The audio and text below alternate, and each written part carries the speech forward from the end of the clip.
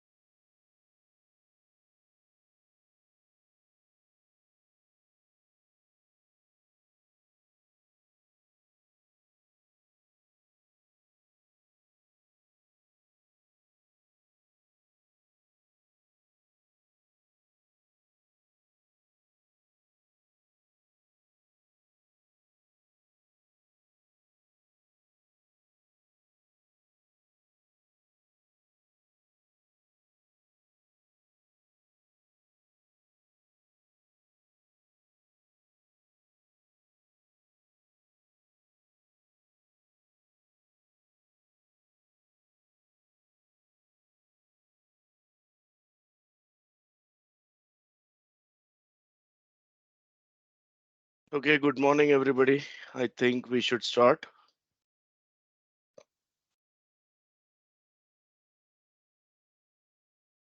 Confirm if I'm audible. Yes, Yeah, you're I can yeah. hear you. Great. Okay, so I hope the screen is also visible. Yes. We started with solid principles implementation, out of which we saw the first three already: single responsibility principle, open close principle, and list code substitution principle, right? Two more are pending from it. That is interface segregation principle, and then the other object oriented design principles that we have mentioned on the screen. So that's what we will see in the first half. And then we'll move on to start with Gang of Four design patterns.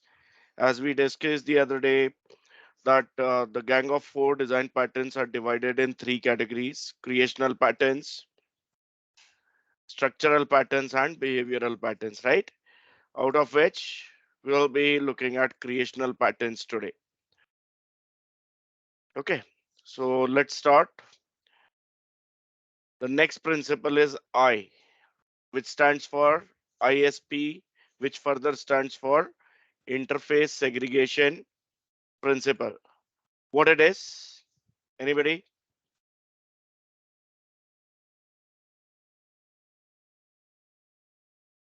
Means You should not force your client to implement something. Correct. So something is more precisely interfaces, right? Yes. Okay, now exactly what that mean practically. every particular action or means need to be characterized by the interface only. Means we can subdivide the interface, not put all the things in one interface. We can group the Correct. interface. Correct. So interfaces are kind of blueprints or templates or abstraction for the different family of classes. Now, if we try to put each and every requirement, uh, each and every abstraction within one single interface, as per the rule, the class implementing the interface need to implement all the abstraction within it mandatorily, right? That can become a challenge because in certain scenarios, I might be looking for some of the abstraction to be implemented by the class, but not the other. Like if we talk about the banking domain these days are selling insurance as well. In a way, I can say they are working as insurance agencies, right? Now, if we create the interface which has all the banking implementation into it, along with the entire insurance processing related implementation into it, the class which implements this interface will require both banking and insurance functionality mandatorily.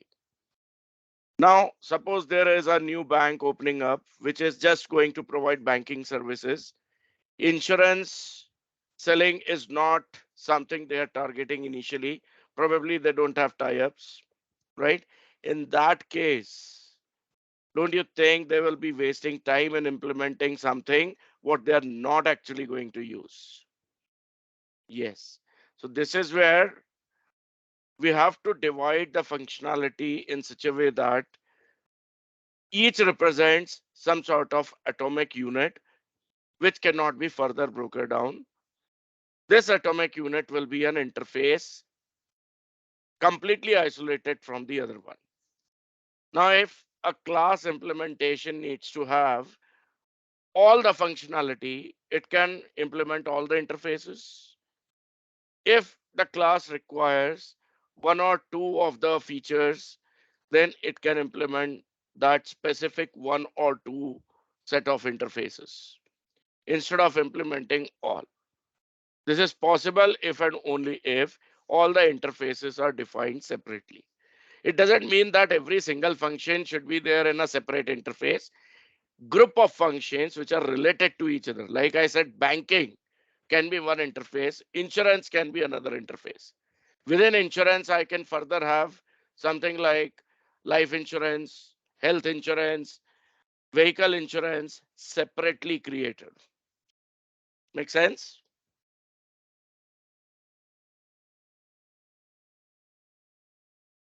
Yes. Yes. Yes. Yes. Yes. Right. So that's what interface segregation principle actually talks about.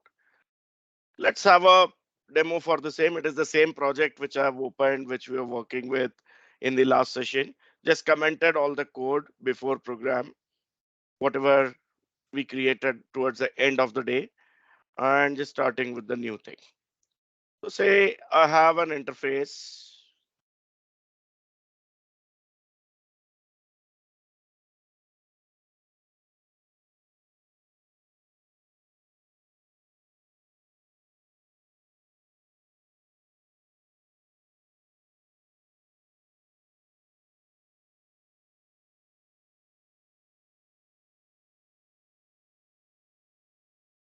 By the name I lead, which has got some features like create subtask as one of the method member.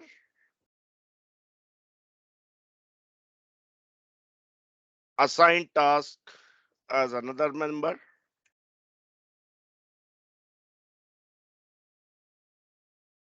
Work on task as another member. Okay.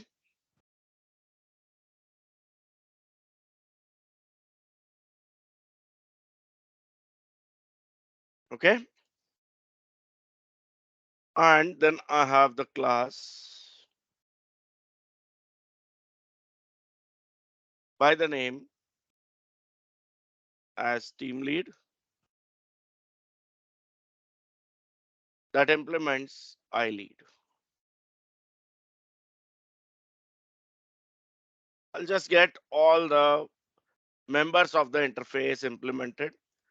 Easy way is I just hover on this iLead here using this light bulb arrow. I click on implement interface, and by default it puts in all the three members of my interface here.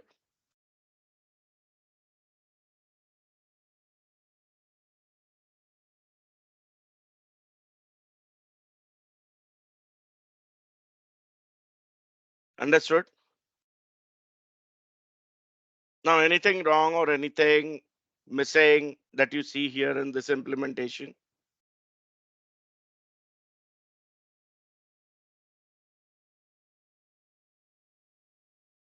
No.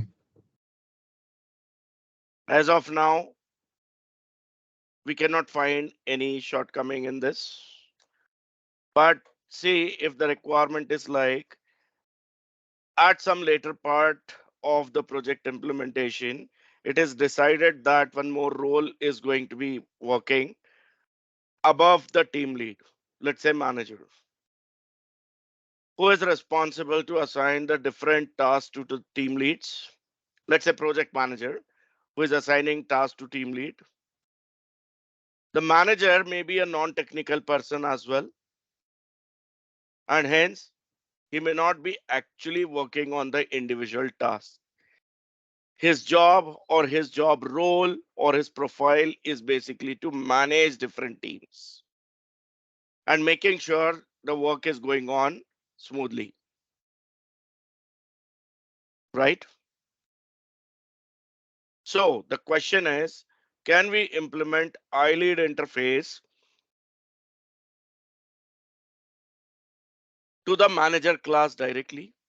Something like here, if I go ahead and say there is a class manager which implements iLead. Implementing iLead means I need to have the interface members present into the class, which means work on task will also be there, which is not something that manager is supposed to do. He can create subtasks. He can assign the task to some team lead, but he himself is not going to work on the task, right? Yes. Plus, someone else will not be assigning the task to the manager.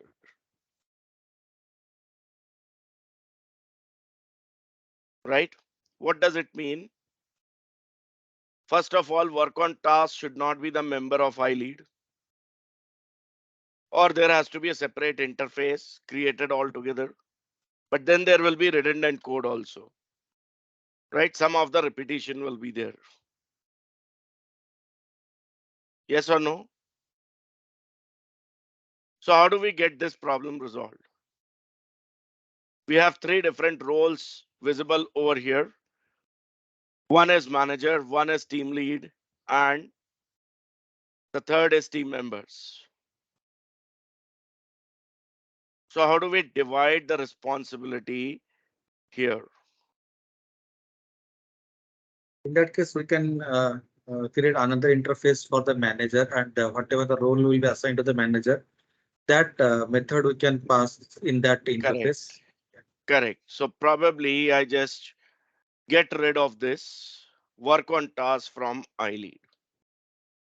iLead will have assign task, create subtask into it, as any lead, including manager, can create the subtask, assign the task to someone else, some subordinate.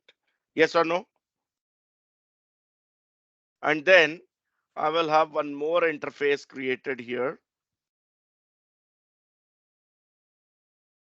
which will be for developers.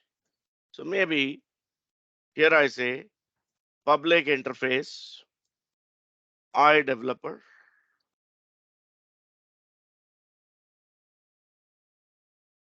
right? Which will have the void work on task as its member. Correct? Now, if there is a developer, in that case, only this interface is enough. If there is a team lead, probably both interfaces will be required. Whereas if it is a manager, only iLead is enough. Yes or no? So let's say here I have a class developer. Only work on task is what is needed. So I just say implement iDeveloper. By implementing this interface, I will have just only one member over here, that is work on task. Yes. Team lead probably will have iLead and iDeveloper, both of the interfaces implemented. No problem here because all the three members are here now. Because implementing both interfaces ensure that this class has got all members of iLead plus all members of iDeveloper. Right? Yes. Right? And then the manager class implements only iLead. Hence, even if I don't have work on task member implemented, that's fine.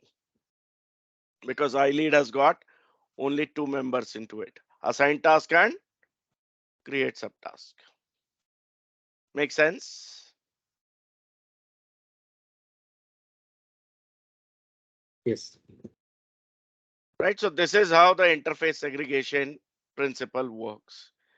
You should divide your functionality in such a way that it can be assigned based on roles, based on different needs whenever required. It could be business domain also, which becomes a factor. In this case, it's not business domain, it's a role, but it can be business domain as well, right?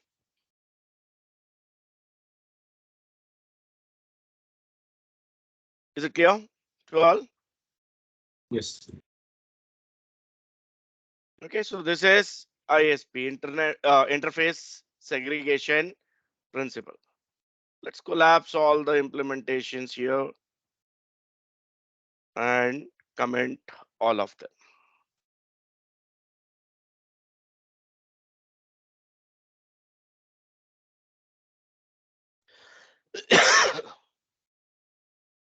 Okay, and then comes the last one. D stands for DIP, which further stands for dependency inversion principle. Now here, first of all, we need to understand dependency. What is dependency? In general, and then within the code. Both I am interested in.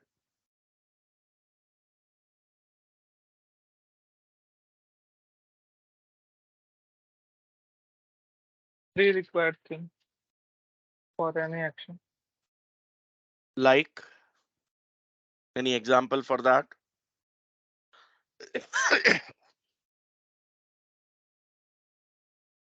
Children depend on parents. Okay. Now, with respect to code, Your class depend on some interface or is that going to be dependency all the time?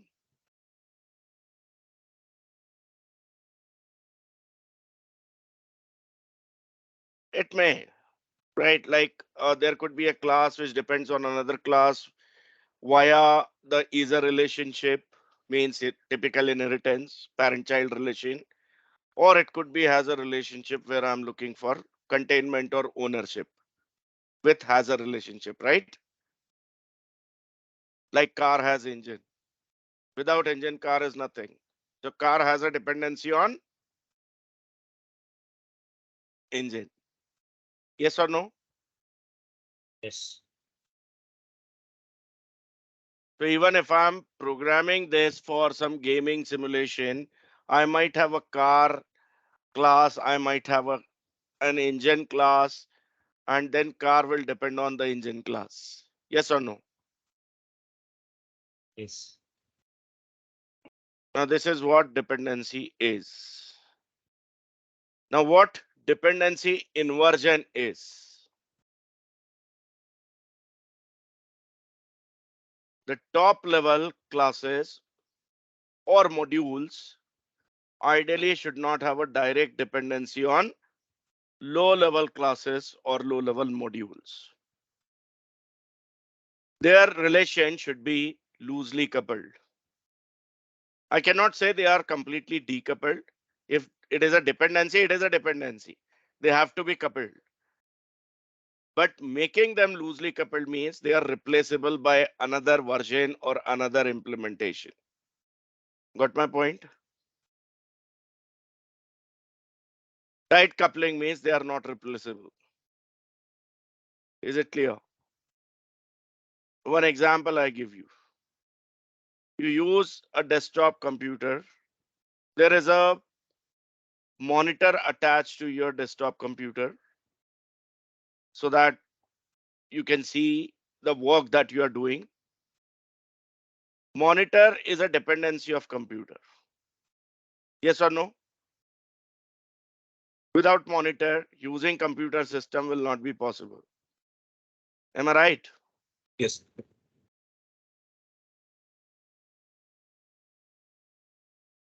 Okay. Now, what kind of dependency is it? Loosely coupled or tightly coupled? Tightly Tightly. coupled. Now, suppose the same computer system is now represented by laptop. There also you have a screen which plays the role of monitor. What kind of dependency it is? Loosely coupled or Loosely. tightly coupled? Loosely coupled. It's other way around.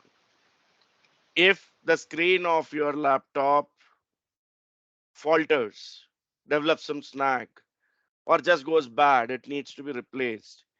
You need exact same model and make as that of your bad screen for replacement.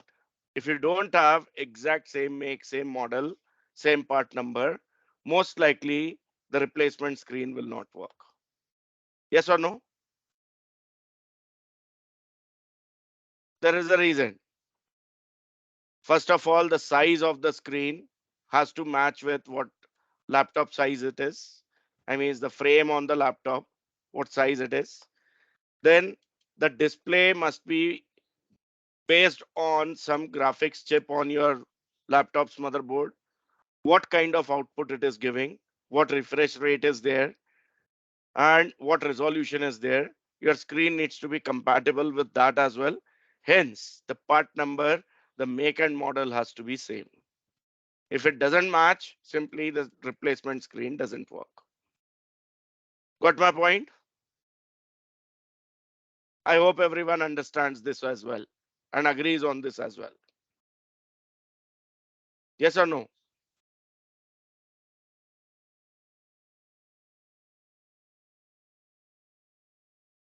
Yes. Going back to the desktop, is it the same case there? Your desktop is connected by some display cable, which can be VGA based or HDMI based, right? If the screen goes bad, simply you need to get another replacement screen, which may be a completely different make, different model, different size, different resolution. There is no problem at all.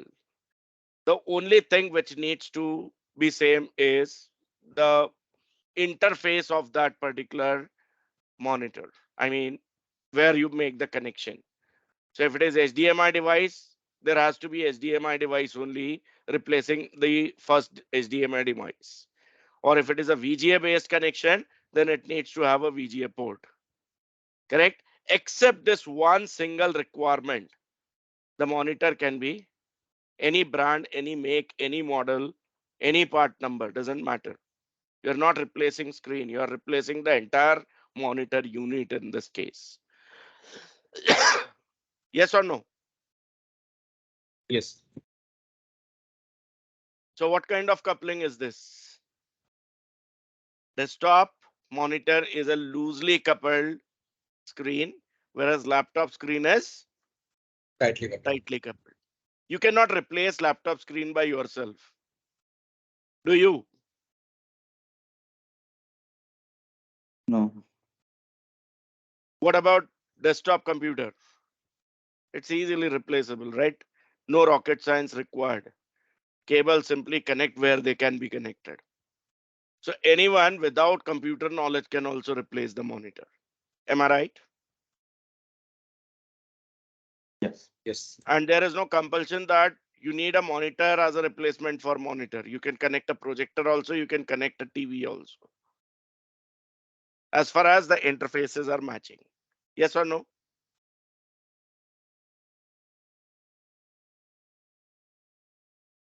Yes. And that is what is applicable as it is when it comes to code also. Class depending on another class. One of the example was there where we created a class that had a constructor receiving a parameter of another type, and we were initializing that member via the constructor only. So practically, we were passing the instance of one class to the constructor of the other class. This in itself is called as dependency injection with the help of constructor, or constructor based dependency injection in simple words. We are injecting the dependency, right?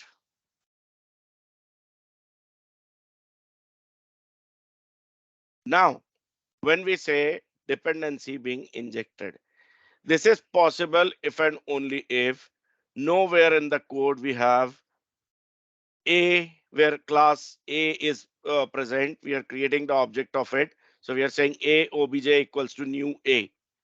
New A should not be there. It should be A obj.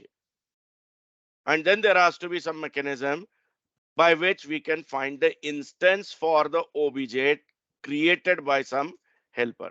Or maybe someone else passes that instance dynamically at runtime. Yes, this is where we will say that my code is loosely coupled, or my object, my class is loosely coupled to the other. If I don't have this, it's a tight coupling. If I'm saying A obj equals to new A, it's a tight coupling. Is that clear? Yes. Yes. Now let's have a look at this example. So suppose we have a class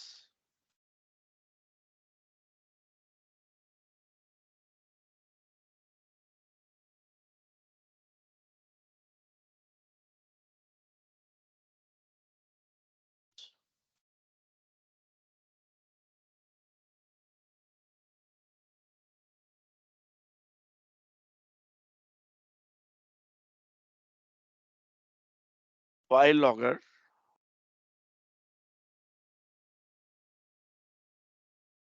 which has got a member method into it, void log message,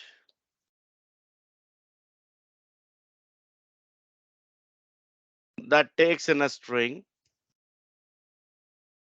named as stack trace.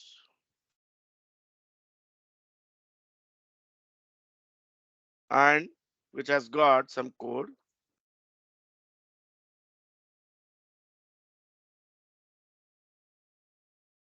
To log the stack trace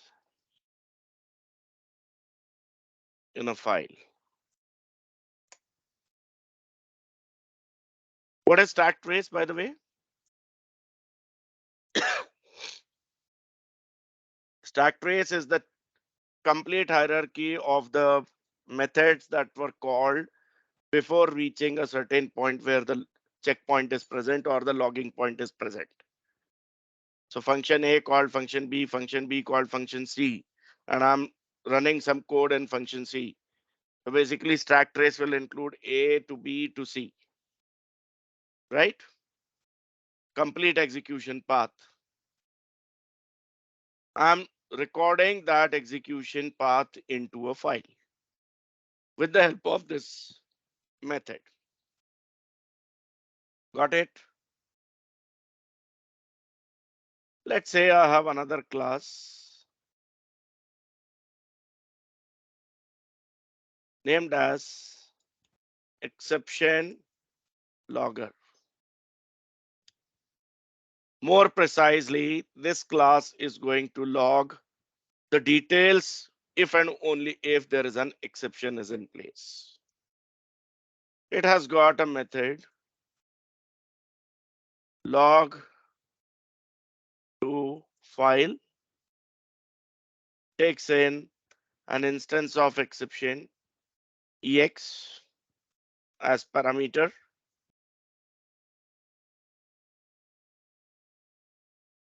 Here I use file logger, the class created previously,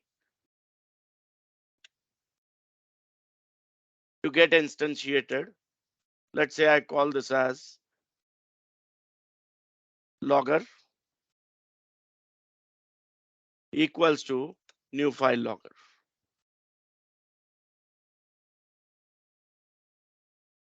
Can you tell me what kind of dependency it is? Or what kind of coupling it is? Tight or loose? It's tight coupling. Side Tight coupling. coupling. Right. Reason? We Your are top level directly class. saying new file logger, right? We are creating the instance of file logger class by using new file logger directly. That makes it a tightly coupled implementation. Here I say logger dot log message, the member method I call here, where I call a method called as get user readable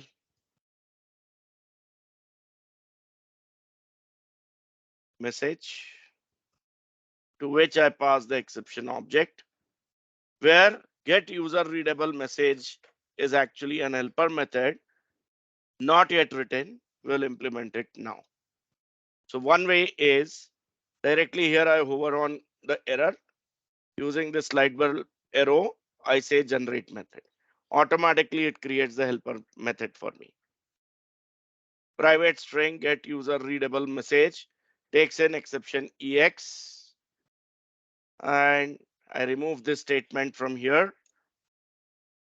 replace it with string message equals to string dot empty. Here probably I write some code to convert stack trace of the exception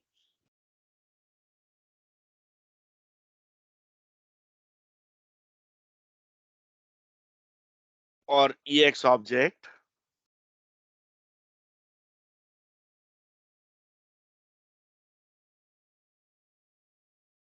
and the message property of the ex object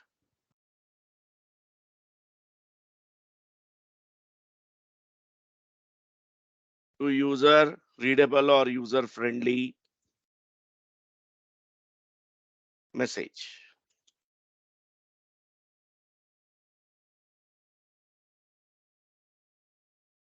and then I say return message. Okay, here this becomes tight coupling. Now today I'm using file logger, file logging services.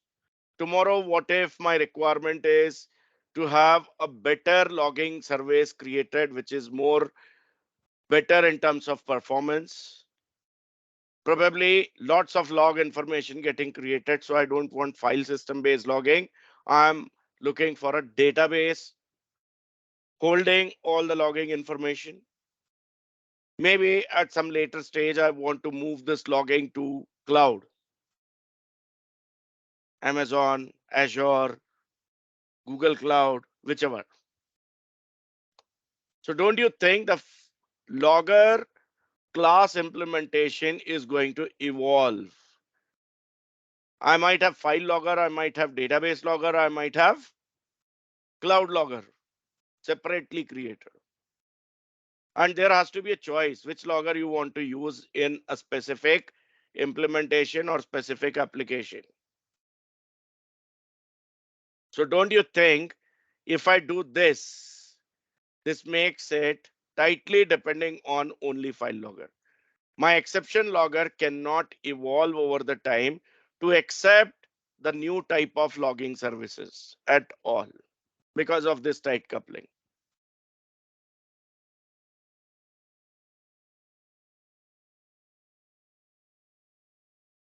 Understood?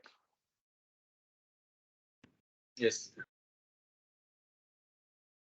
Further, here in this example, I'll add one more level of dependency by creating another class, let's say named as data exporter.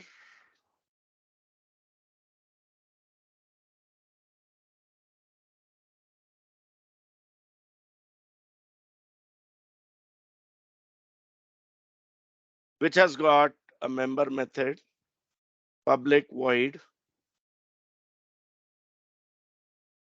export data from file,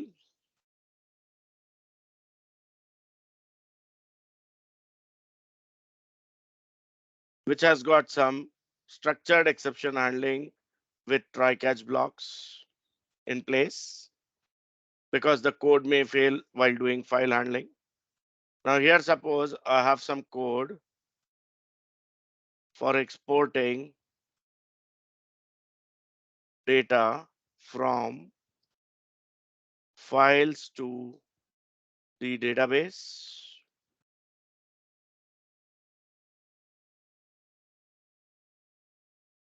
Catch block catches the exception,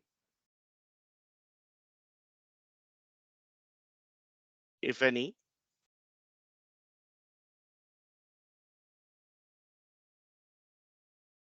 With the object EX. Here I create the instance of exception logger. And there I call the method log to file, pass the EX object to it. Once again, this is where I'm having tight coupling. Reason I'm saying new exception logger. Sometimes I might need this as well.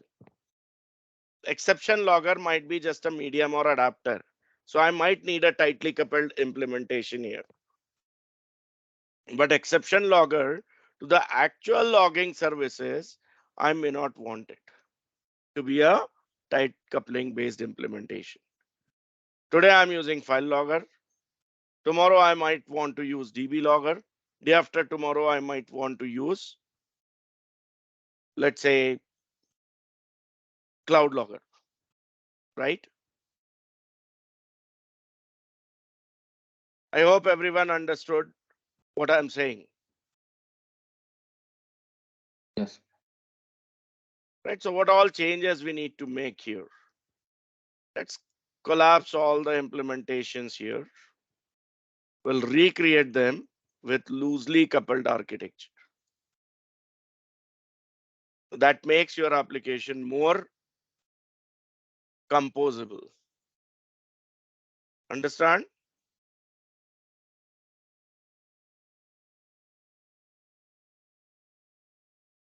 So let's say here I have my file logger class, which will look the same as previous one.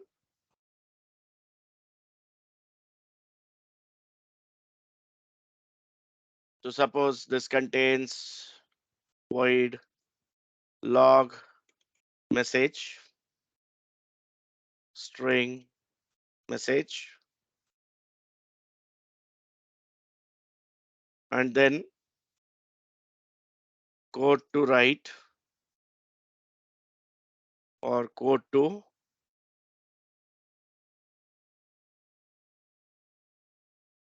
log the stack trace in a file. Same way, I have got another class. I just copy this and paste it. Change the name to DB logger. Suppose this is for database enabled logging, which also has got log message into it, which takes in message and that contains the code to write the message in the database. Log the stack trace in a database. Okay.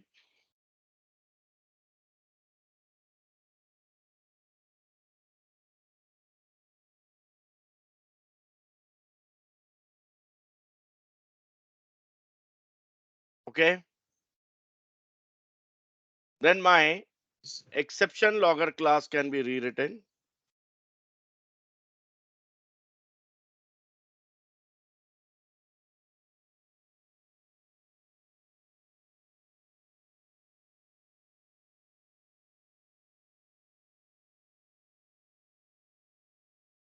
Let's say it contains a method log to file, just like before, taking an exception object ex.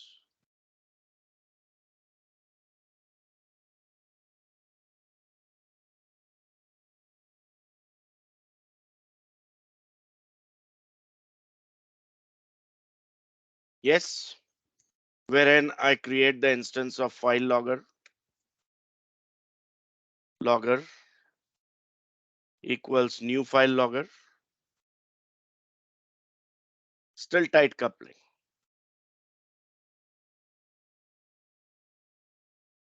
One more case I'm looking to discuss here. That's why I'm doing this purposefully. Logger dot log message get user readable message that takes in ex. Generate get user readable message method so that the error is gone. Where I say it contains some code like string message that starts with string.empty.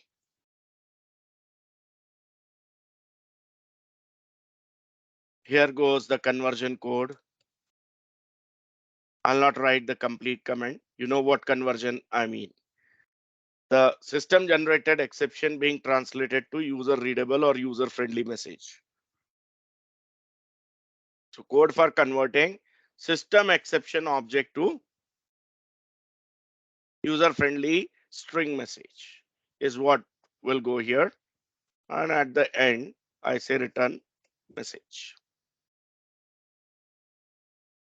In between, I create one more method, public void log to database or log to DB. DB database, whatever you want. Exception, EX object, this also takes in. Here it creates the instance of the DB logger class. Logger equals to new DB logger. And it does exactly the same thing. Logger dot log message get user readable message EX.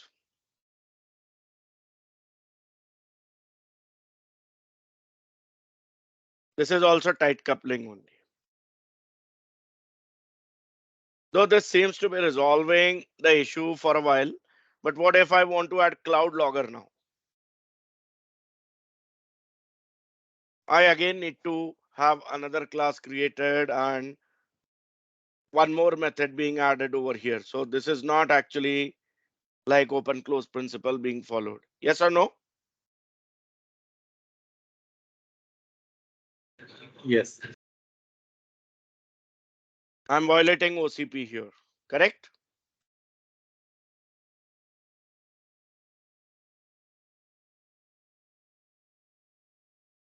Plus, if we finally go for its usage, for that, let's say, sorry, public class data exporter is there, which has got public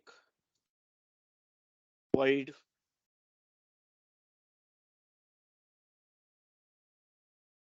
export data from file.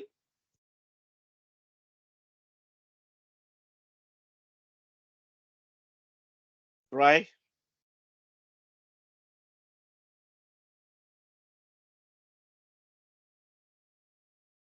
Data export code goes here. If any exception, I need to catch it. So let's say there is an exception as its file handling, which will be implemented here. There can be a possibility of IO exception being thrown. For this, I need to import a namespace system.io. Let's go to the top and include that using system.io, which resolves IO exception.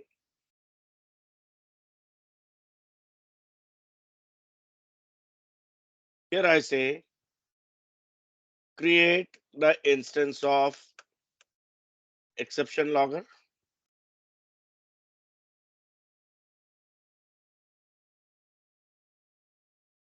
Here I say log2 db is called.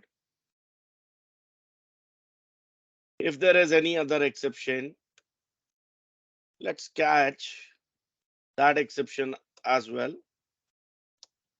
That also needs to be logged.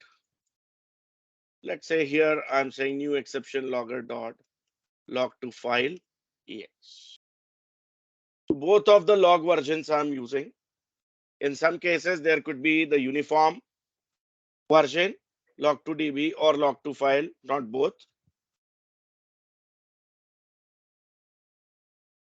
Right. But what if again in future log2 cloud option is required? Even this also needs to be modified. I need to have one more catch block. Yes or no? Or if not catch block, I need to make the change to this call. Instead of log2 db or log2 file, I might need to call log2 cloud. So again, OCP being violated here as well. Yes or no?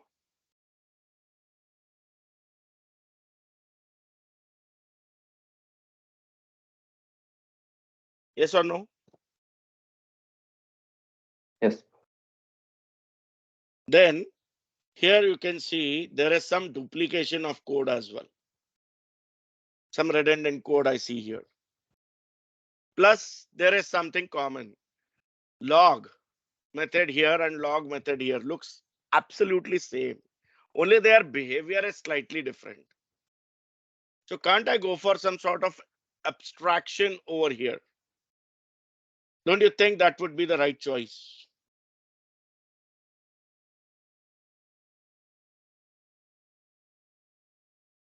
Yes or no?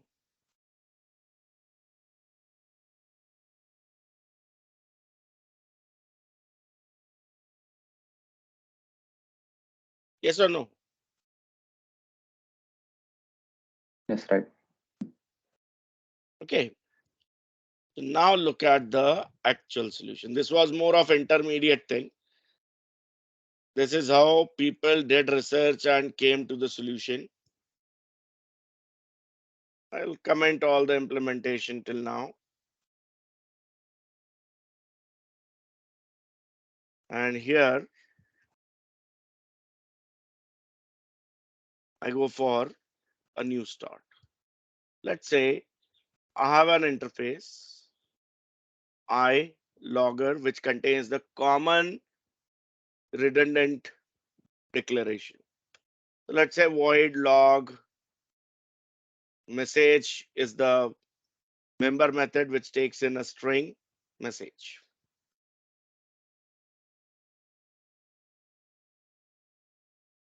Next, I create my individual logger classes. I say public class file logger.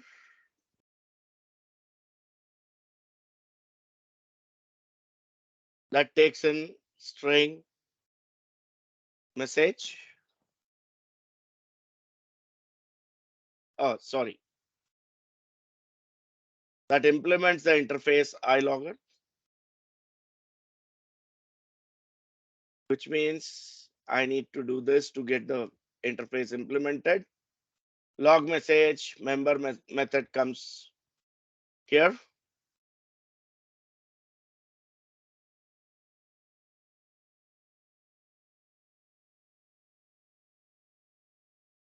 Here goes the code to log in the file. Same way, I create a DB logger class. I copy and paste this. Change the name of the class to DB logger that implements iLogger. And then it contains the log message with the code to log in the DB. Got it?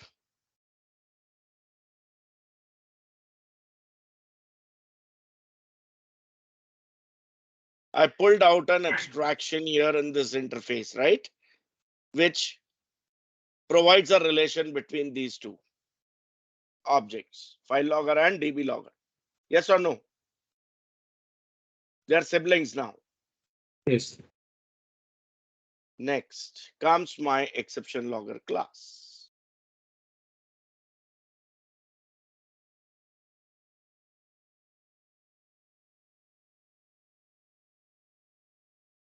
Okay.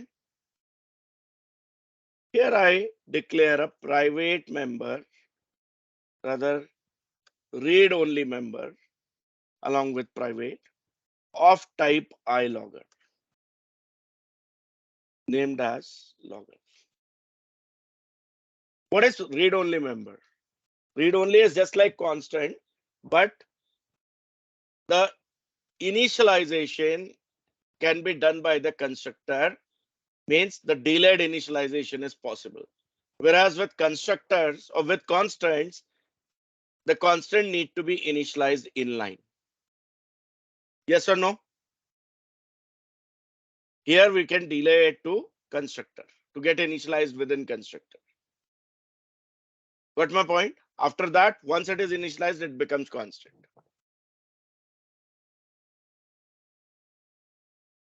Understood? Yes. Yes. Here I go for the constructor that takes in iLogger type parameter by the name logger. And because the name of this parameter and the member is same, I say this dot logger equals to logger. Now this is where I'm making use of dependency injection or DI, which provides loose coupling. So at this moment, I don't know which logger will serve me, whether it is file logger or DB logger. I don't care. Whichever logger the user passes to me, I will just use that logger to do the logging for my code.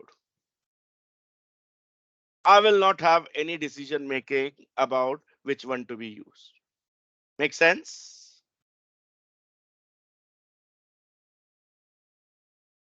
Yes. And that's how we are saying it is actually loose coupling, right? Here goes our public void log exception,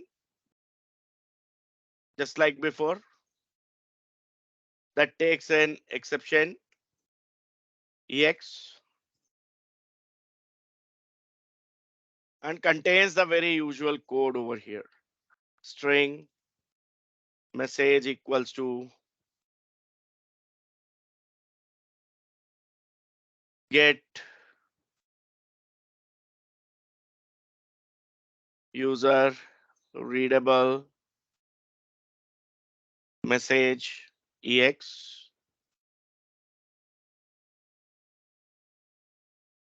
and then I say this dot logger dot log message. I just don't care what type of logger is configured. Whichever is configured, use that and log the message. No conditional code here. I generate the method like what we did earlier. Get user readable message as helper method, which contains the code, which is again usual one. String message that starts as empty.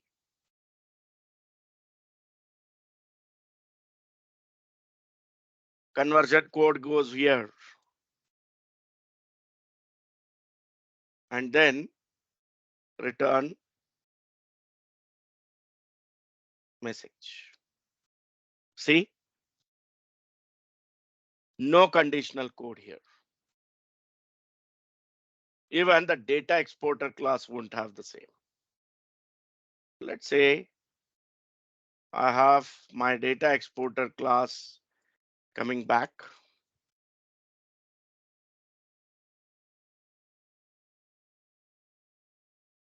So here I have public void export data from files.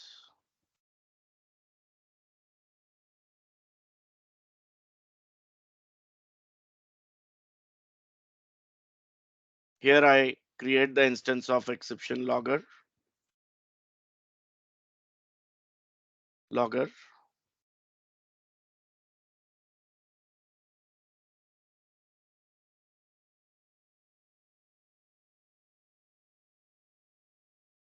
Okay.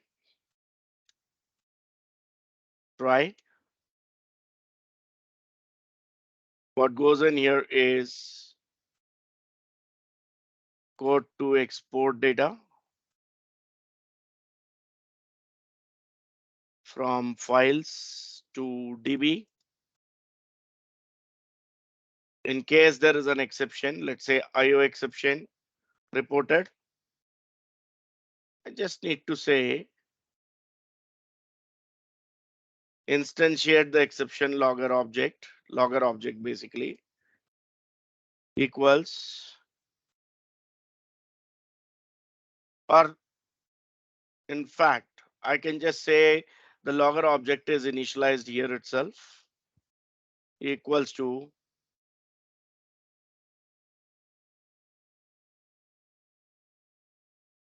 new exception logger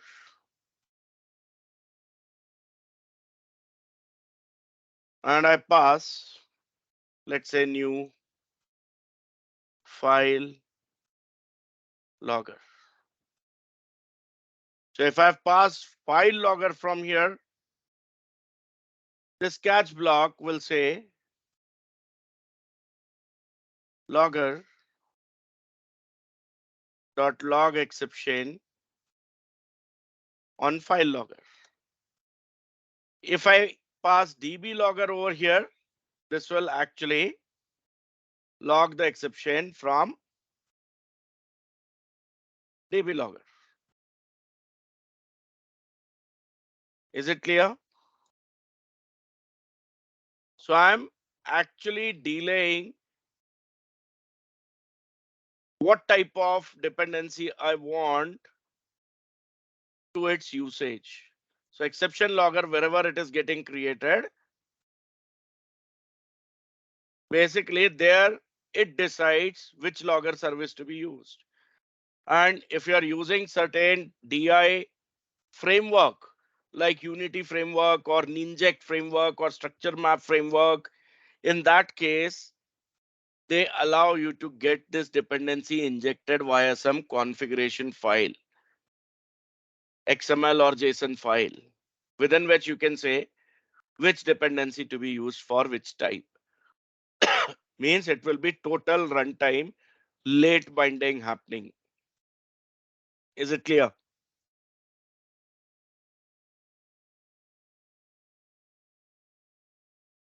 So even if I'm doing this based on code, thing is whenever I need file logger to be replaced by DB logger, just one change I need to make. And that too in the usage. Right? DB logger to cloud logger, again, only one change is required. Yes or no?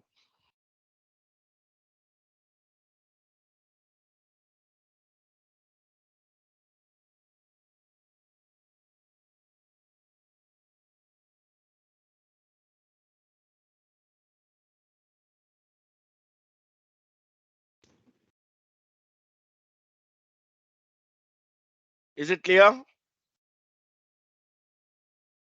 Yes, understood. Yeah. Yes. So this Yes. is the benefit of using loose coupling, and that loose coupling is promoted by this last principle under solid, that is dependency inversion principle. So instead of me deciding the dependency, I let my user decide the dependency which one I should use. Is that clear? Yes. Say while working in the office environment, your company can decide which monitor you will use for extended monitor. Usually we require two screens, right? For more productive and effective output, we require at least two screens. Now, one is the case where the company decides which monitor should be used, what size, what resolution. The other way around, company allows you to select your own choice based on your comfort, because every monitor cannot suit everyone. Eyesight is different for each person. Yes or no?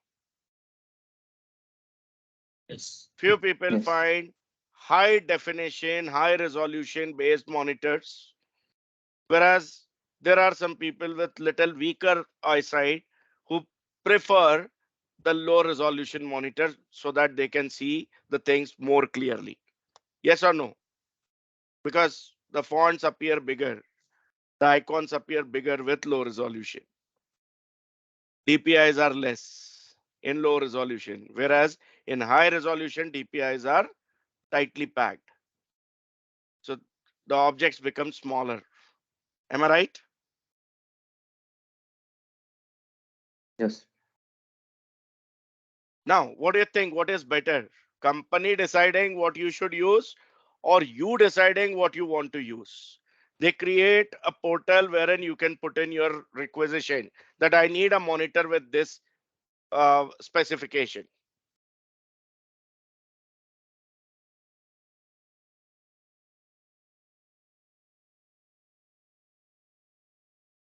What is better?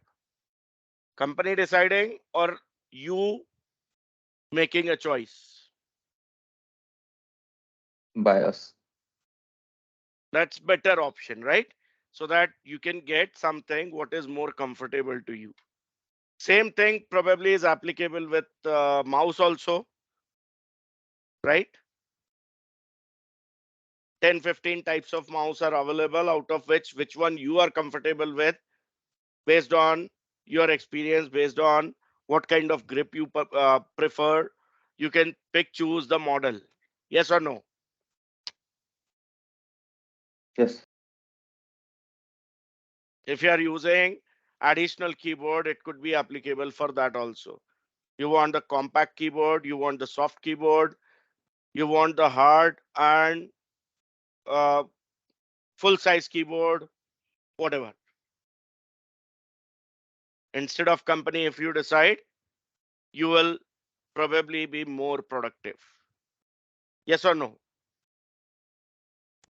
Yes.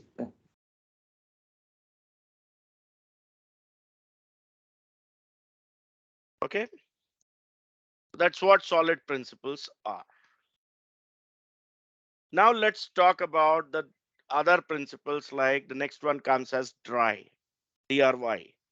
What it is? Don't repeat yourself. Yes, sir. Then KISS. What it stands for? Keep it simple and stupid. And then there is Yagni principle. What it is?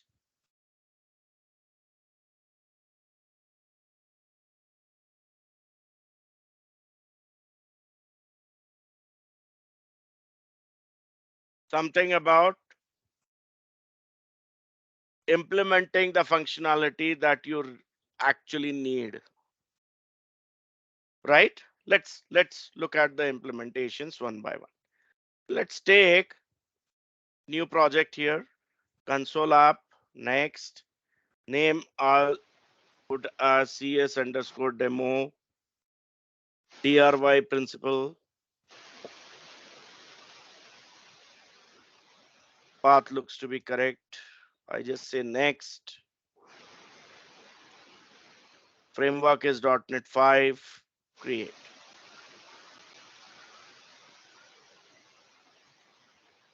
Try stands for do not repeat yourself. It's about avoiding the repeated code, right?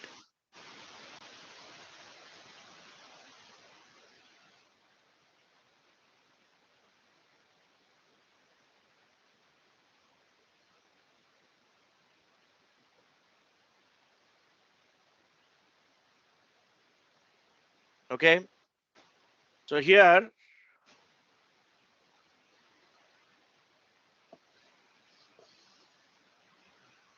we need to understand how do we implement the DRY principle. There are three ways using which this can be done. One is by using methods.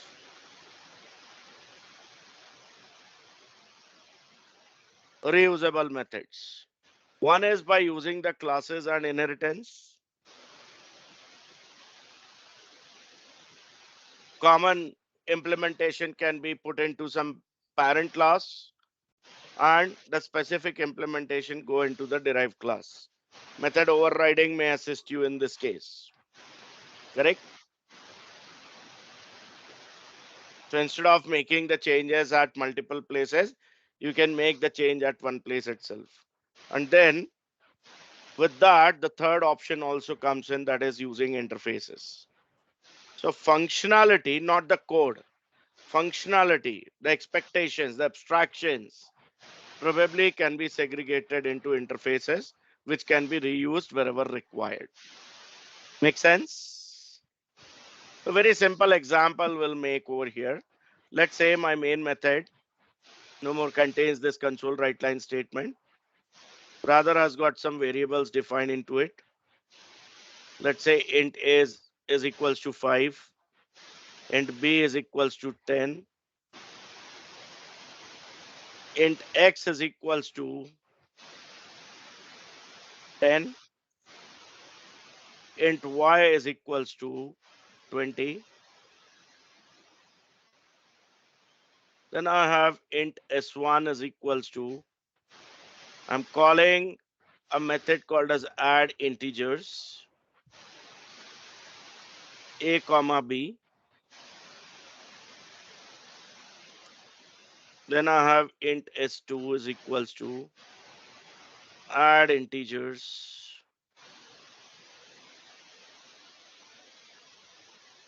X comma Y.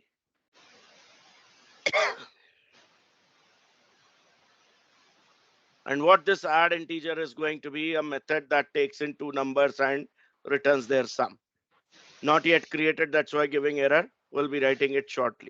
Meanwhile, I just complete main method here first. Console.writeLine.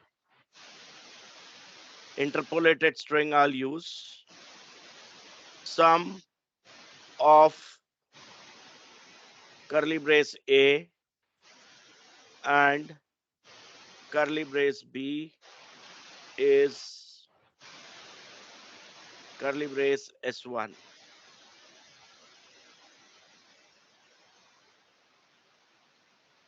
And then the same thing I do for X and Y. This should be S2.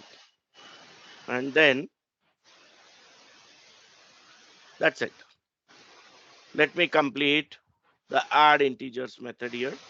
So again, this can be generated. I can just hover on one of the add integers call, and using the slide bulb arrow, I can say generate method. It generates private static int add integers. There are two parameters configured for it. I just say return A plus B. And it should do the job. We can confirm that by running it.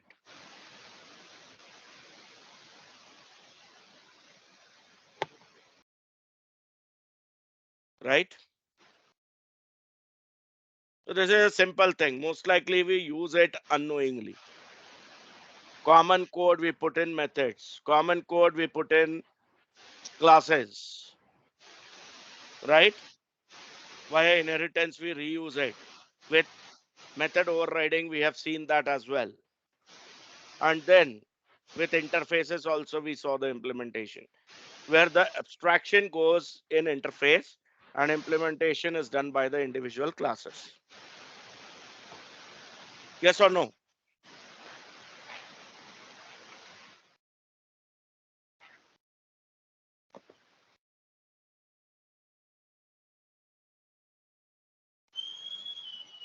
Simple thing, right? Don't repeat yourself. Says you should not have redundant code or repeating code at all. Replace it with whatever applicable. Reusable methods, reusable classes, or interfaces. Is it clear? Yes, sir. Now let's look at keep it simple and stupid principle. So new project, console app. Next, I'll name this as CS underscore demo KISS principle. .NET 5 create. And let's say here I have an helper method to start with. Public statics, a method that returns me a string. Method name is get month name.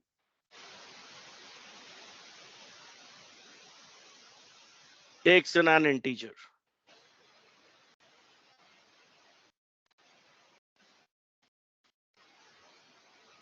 Let's say n.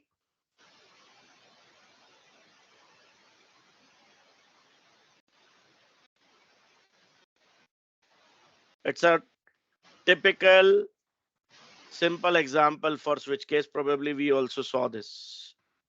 Switch on n.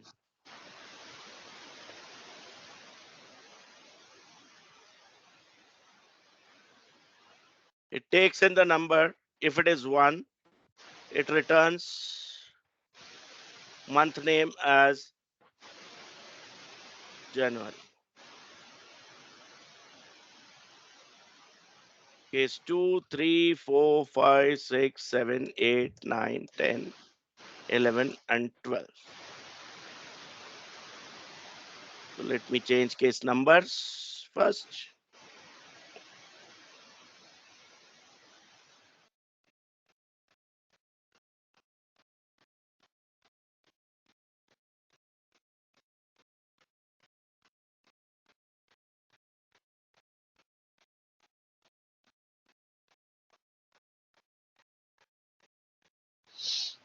This becomes February. This becomes March. April,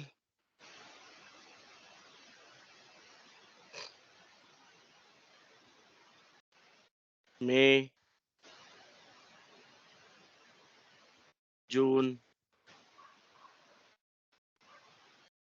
July,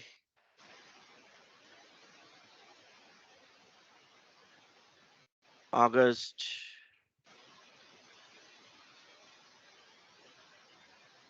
September, October, November,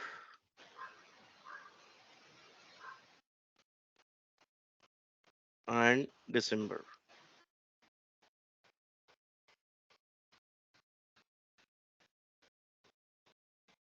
Default, probably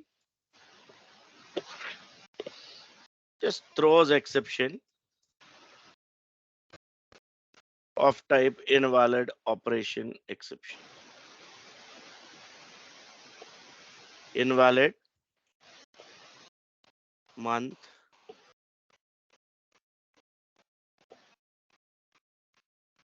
that's it.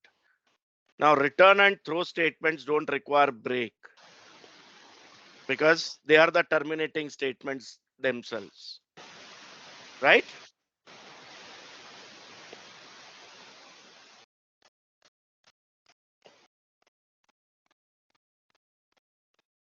Yes. Yes. Same thing can be done with the help of if else also, isn't it?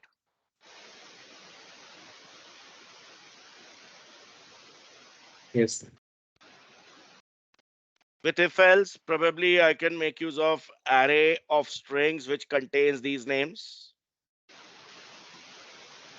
The method takes in the number and checks if number is less than 1 or greater than 12, it throws the invalid operation exception. Else, it prepares the array of strings with these names and returns the months array with the index number, which is n minus 1. Yes or no? Which looks complicated, which looks easy? If or switch? Switch. Switch. So it is easy. Switch is easy in this case because straightforward implementation is there, right? It's more readable as well. This is what keep it simple and stupid principle says. Understand? So this is one example where if is replaced by switch when there are straightforward decisions. But there can be other things also that can be used. If I feel that, okay, instead of method, I can just do it by writing the code. That is also keep it simple and stupid implementation only. Got my point? Your code should be easy and simple to understand. That's what keep it simple and stupid principle says. Not a rocket science in this. Is that clear? Yes. Yeah. Yes. Okay. Now let's look for the next one, that is Yagni. Let's take a new console app. I'll name this as CS underscore demo Yagni principle. Next, .NET 5, create.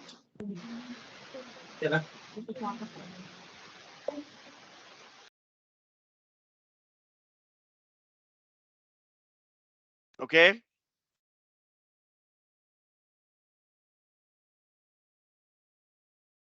What Yagni principle says, keep only those things which are required and not everything that you assume or that you feel should be there. So let's say there is a program or there is an application where I am building some small ERP system for a books library, which means I might need some implementation that talks about the books. Books details involve one detail called as author. So let's say I have got a class called as author. Now, when you talk about author, what all things come into mind? First name, middle name, last name, date of birth, how many books that author has written, what all titles he has written, correct? Which Yes. publications he is associated with it, correct? Many things can be thought of. Permanent address, present address, email ID, phone number, etc., etc. But what if my client says that these details are not supposed to be shared with my users? Just author name is enough. I should not put in all these details just because I feel they should be there. Rather, I just go for the details which are expected here by the business. Let's say I have got string f name,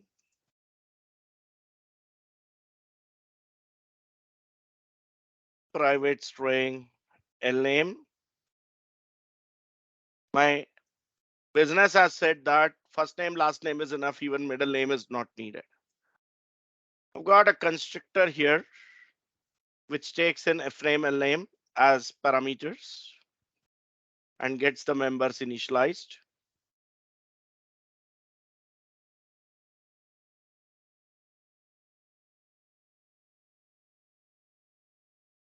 This dot f name equals to f name, this dot l name equals to l name. And let's say here I have got a method that returns me full name of the author.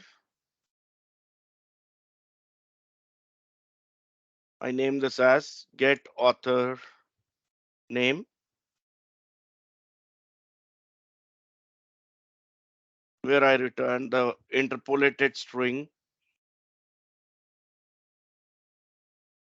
which says display f name space curly brace l name.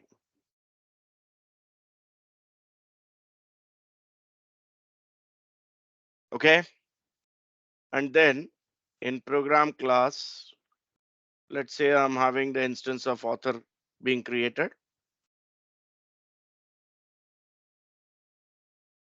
Author obj equals new author. Let's say I am the author, so I put my name, first name, last name, and then say console.writeLine, interpolated string, author name, curly brace, obj dot get author name. And if I run this, I should be able to see the full name like this. Yes. Yeah, So right. the principle says put only those data members and their or the methods to operate on them which are needed by the business at that moment. Don't put anything additional. Even if you presume that, okay, this might be needed in future, it's okay you put that code, but then comment it out. Don't let that code compiled, because that increases the memory footprint, which has got the effect on the overall performance of your application also. Make sense or not? Yes.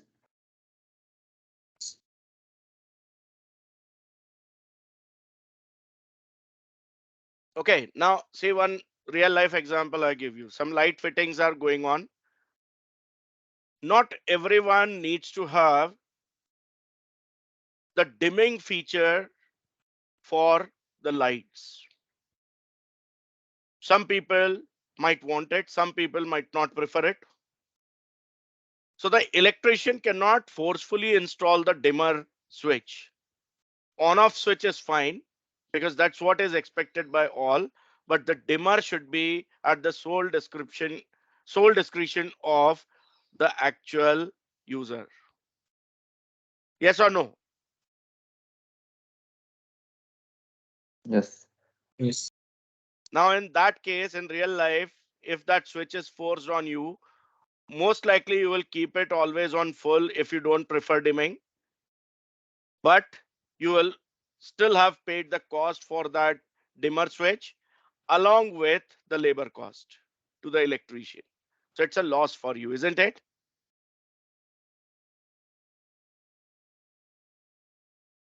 He may make a provision for the same.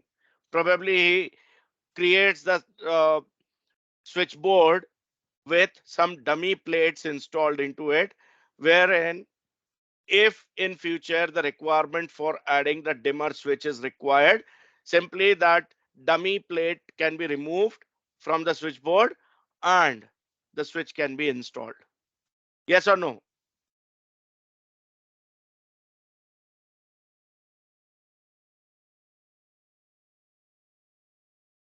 He need not rework on the entire wiring, entire switchboard again.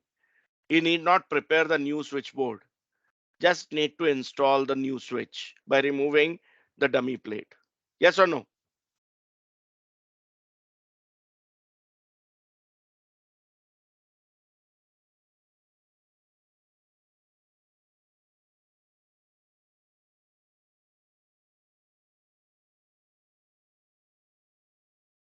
Tell me, yes or no? But Sankit, you are telling, but we should only keep which are required. That's what I'm saying. That's what I'm saying. You may have a simple provision for it. You are not actually adding the switch. Right. So by default, your class has got a provision for any new thing. Within the code, you don't need to put anything, right? There is no dummy also required. Yes or no? Yes. Tomorrow, no one stops me by from adding the middle name field over here, right? It's already having a provision of being able to accept the new members. I don't need to put any dummy for it. Yes? Yes. Is it clear?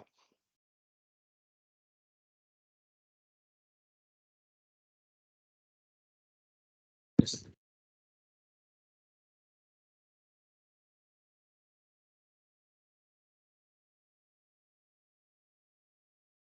The next principle is something about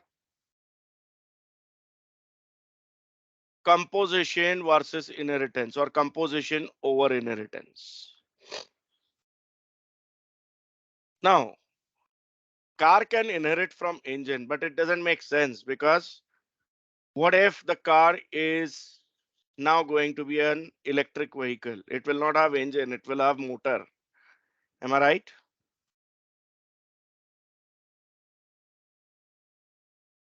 Instead of engine, it will have motor, induction motor, battery operated. Yes or no?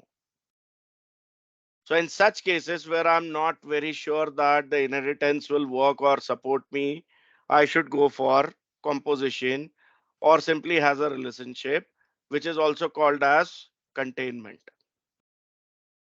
Understood? Like, Yes. look at this code snippet.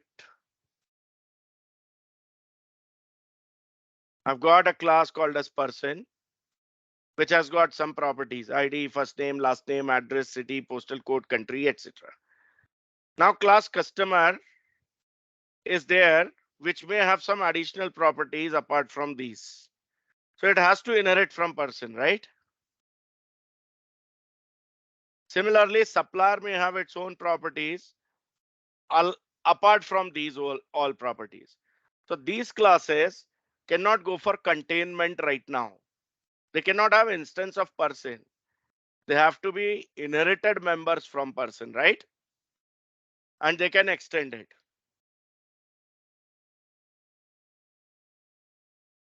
But this inheritance may not be suitable in all cases. Have a look at this. I have a class called as book, which has got ID and title properties. Now author writes the books. So can author inherit from books, or can book inherit from author? No. Ideally, I should have a separate class author which has no direct relation with book. Rather, it owns the object or objects of book. Because one author can write multiple books. That's why instead of one book instance as the property, I'm having list of books, complete collection, which contains a list of all the books that author has written, apart from the other members of the author class, like author ID, first name, last name, etc., etc. So this is what we call as containment or composition.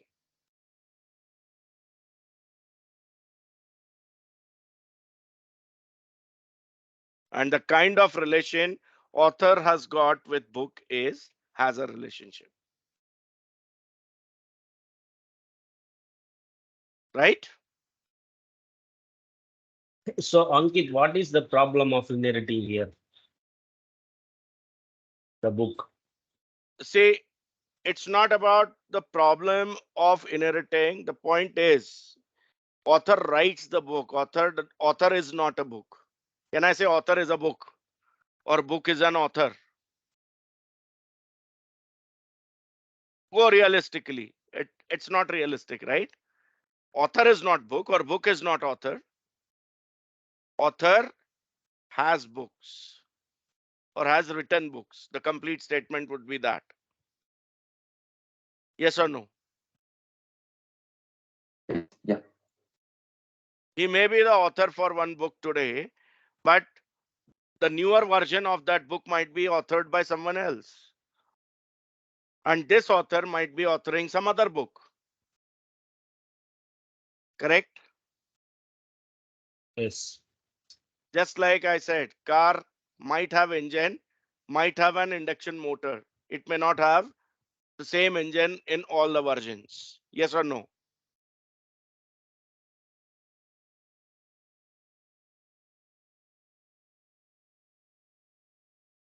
In coming future, there may be jet engine powered cars also, flying cars.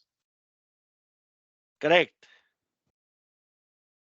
So car cannot be engine or engine cannot be a car. The relation between car and engine is car has engine. Today it has engine, tomorrow it may have induction motor, day after tomorrow it may have jet engine. After that it may have something else. Yes or no?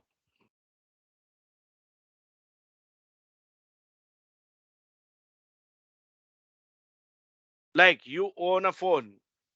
So I can say Mr. X has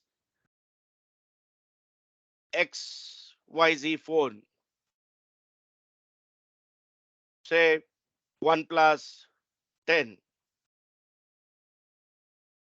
Today it is this, but tomorrow it may be iPhone. Yes or no? There is no direct relation. This Mr. X is not phone. Phone is not Mr. X. Mr. X has phone and which can be replaced by any other object, which is phone only. Yes or no?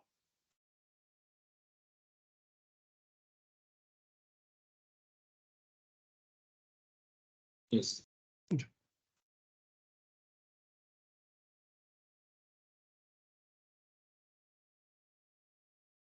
Okay, so here we will take a break, say for 15 minutes. It's 11:10, 11:25. We will resume and we'll start with the gang of four design patterns. The first category, that is creational patterns. Okay. Sakit, Yeah. Can you please explain few things regarding the association aggregation regarding that means after the break? Yeah, sure. Yeah.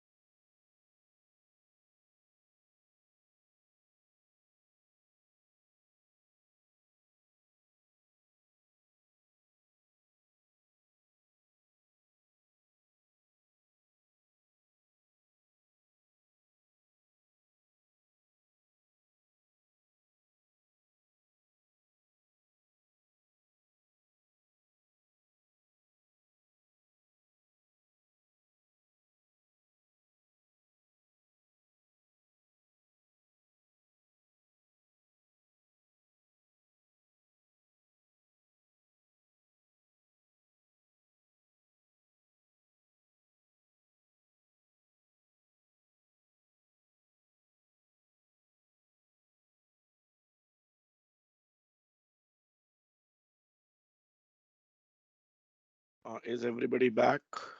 Shall we proceed?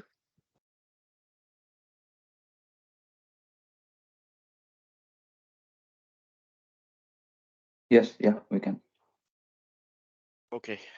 So association and aggregation is what you want to know about, right? So association in general is defined as a relation between the two classes. Okay. And that's where we actually talk about inheritance, which represents is a relationship. And then we talk about containment, composition. That is something what we call as has a relationship, right? Now, Hazard can be implemented with composition. Hazard can be implemented with aggregation as well. Understand? So association is more of a concept for relationship. Aggregation and composition are the actual two things where we should be having the clear idea about the difference. So looking at this class itself, class author, which might be actually then being used by, let's say, list of books or something, right? So something what we saw here, I have book and then author is having list of books. Association or aggregation, which category you will put this in?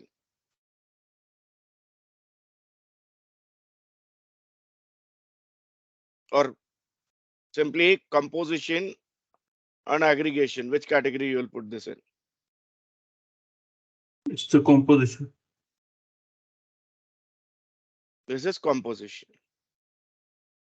right? In fact, I would put this in aggregation category.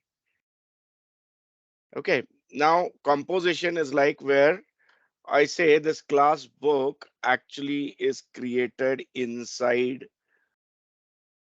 the class author as its member, which means the book class doesn't have its own existence without author, which is the reality.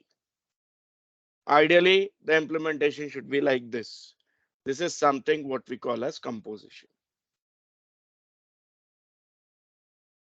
Do you get it?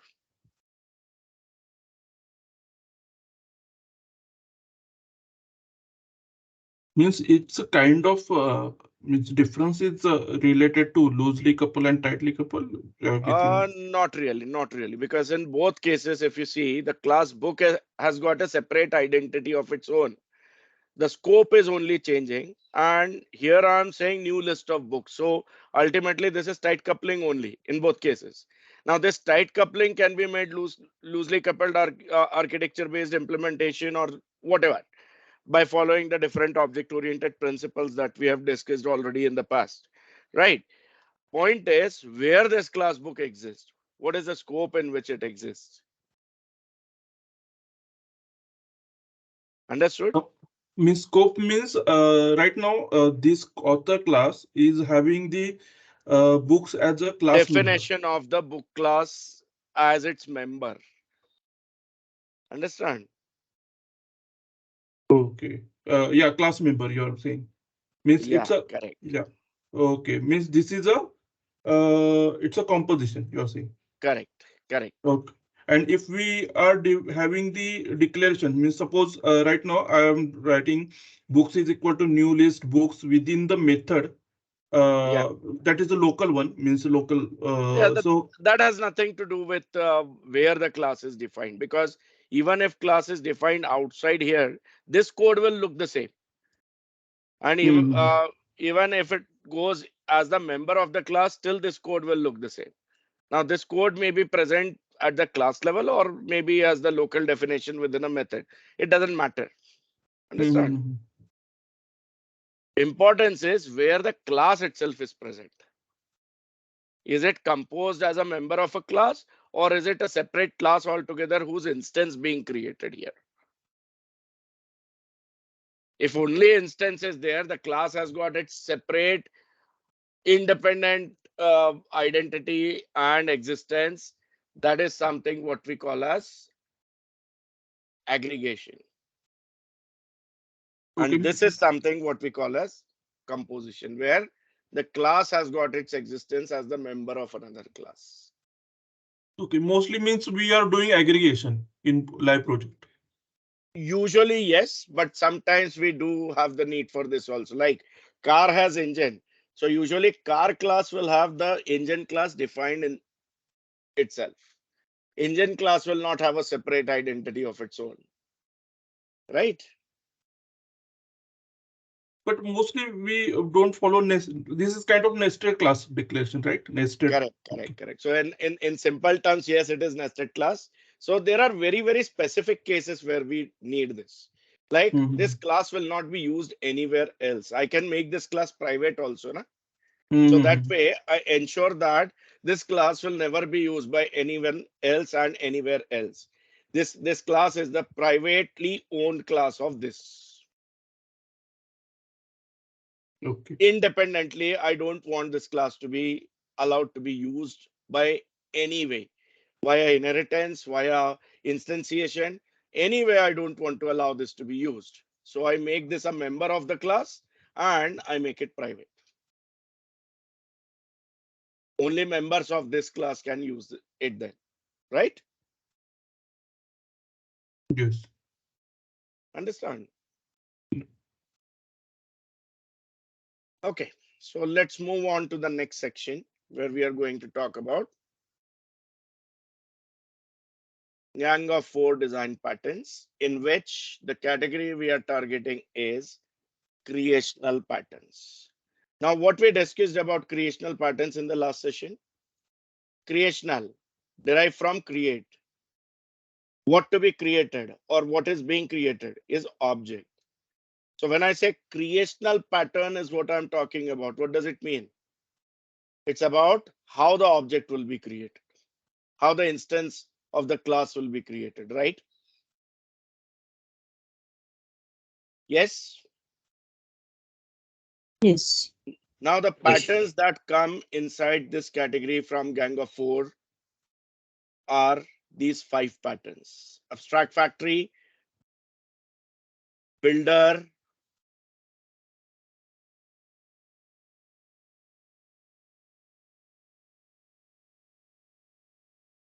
factory method, prototype, and then we have single type. What is abstract factory? This actually creates an instance of several families of classes.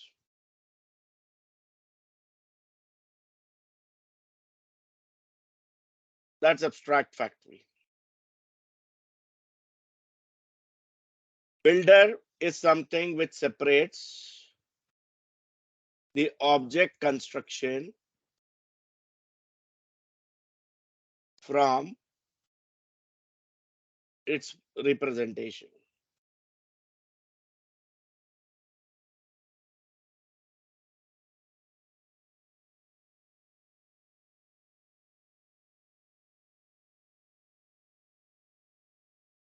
Factory method sometimes looks similar to abstract factory, but it's not actually the same. It creates one instance of the given, I'll say one instance of one of the derived class of the given class.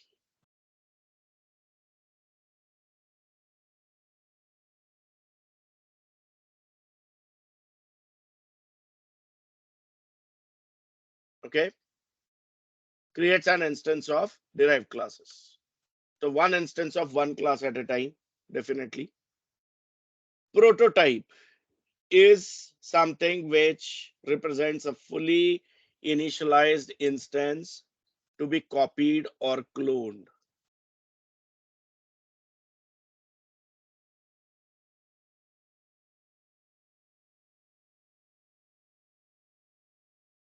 So whenever you use clone method or copy method, whether with the help of copy constructor or something similar. Copy method might be there.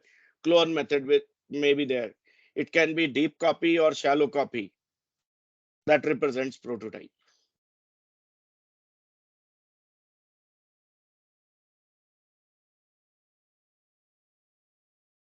Singleton, you know, this is a class which only one instance can be created. Class of which only one instance can exist at any given time. Got it? So these are the definitions. You can take a snapshot of this.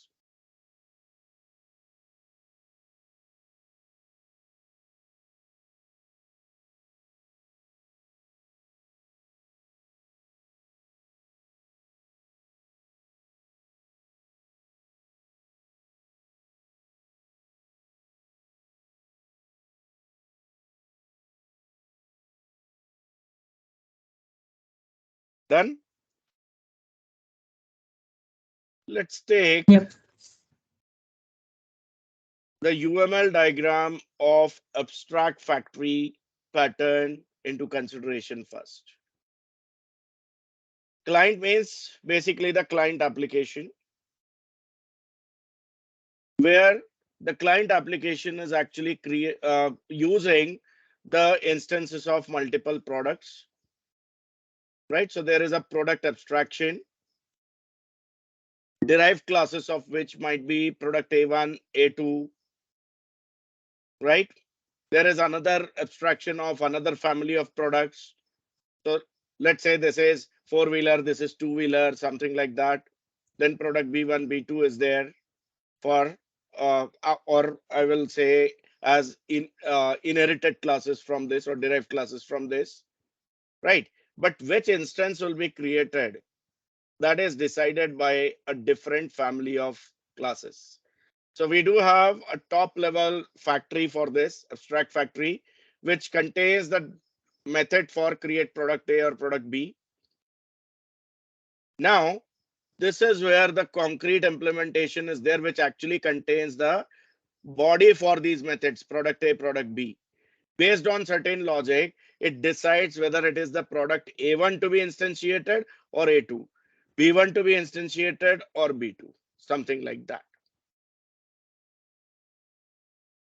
Understand?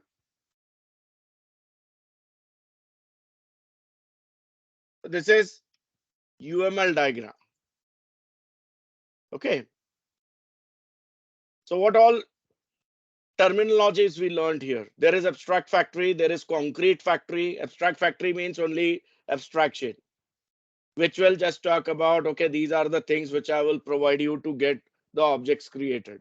But to actually create the objects, I need some executable code, which is provided by concrete factory, which is a class that implements abstract factory class, right? Now, example wise, we can think about abstract factory being represented by a class called as continent or continent factory. Concrete factory can be something which can be defined as, let's say, Asia, Europe.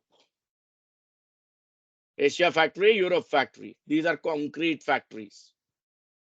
When I say continent, which continent? Not known.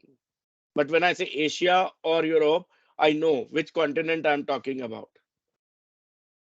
Then for products, we spoke about abstract product, right? So if we are talking about, let's say, people who are vegetarian, people who are vegetarian plus non-vegetarian. So we do have something like herbivore, carnivore. But again, which particular living being we are talking about, we are not sure. So that's where the product class may come in, which might be something like human being, Maybe something like lion, something like cow, right? Cow will come in herbivore. Herbivore. Humans and lion may come in. Humans may come in omnivore. Lion may come in carnivore category. And the client could be one application which combines these things all together. Maybe a class representing the living being all across the world, which will be using the interfaces or abstract classes defined by abstract classes, abstract factory, abstract product, etc. Right? The instance of which probably is loosely coupled. So depending on the need, any instance can be injected as a dependency. Got my point? Let's see the example to make it clearly understood. Let's take a new project, console app. Next, I'll name this as CS underscore demo abstract factory. Or rather, I'll just go for creating a blank solution. So let's say back, search for blank solution. Here it comes with the Visual Studio icon, looks like infinity symbol. Select this blank solution template, say next, and name this as CS underscore demo GOF patterns. All demos will create in this solution only.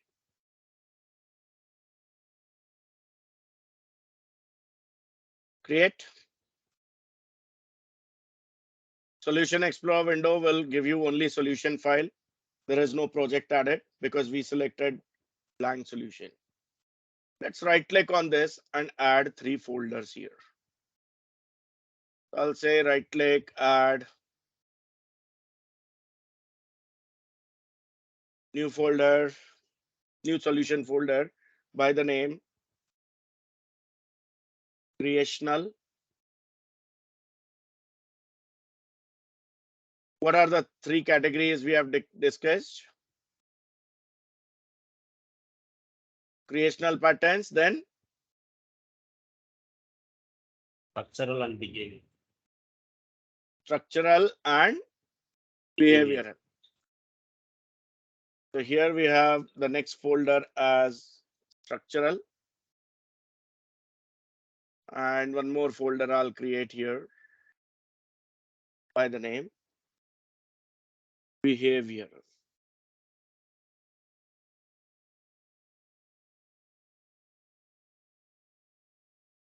So first target, as we discussed, is creational pattern. Right click on creational folder and say add new project. Console app. Next, we'll name this as 1 underscore abstract factory.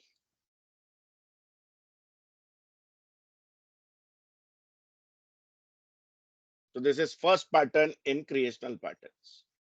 .NET 5 create. The project is created, right?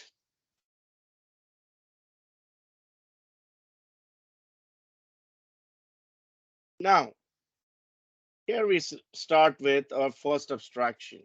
Let's say I have an abstract class named as abstract factory.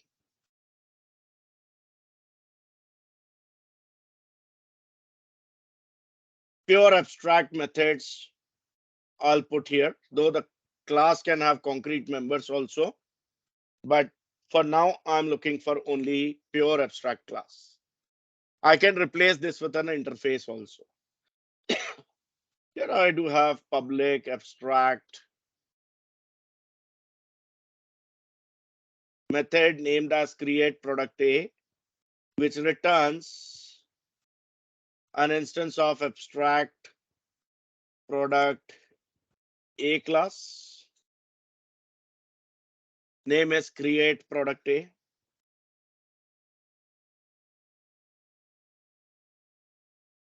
And same way, I have one more abstract method, abstract product B, which creates product B instance.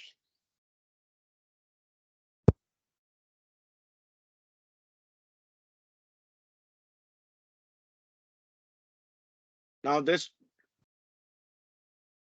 for this all thing to work, I need the class abstract product A. So let's say abstract class abstract product A exists over here.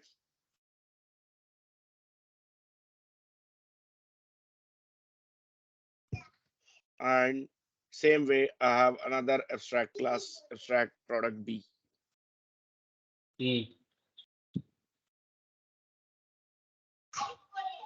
So errors are gone, removed. Yes.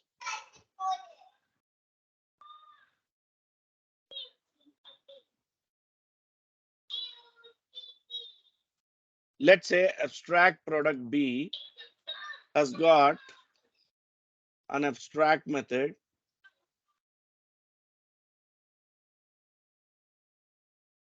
named as interact, which takes in an instance of abstract product A by the name A.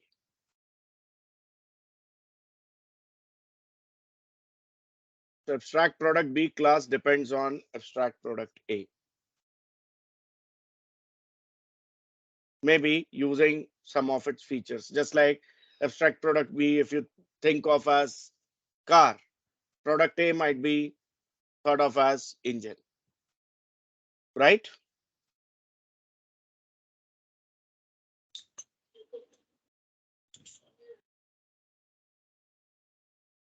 Now, abstract factory, as per the UML diagram that we saw,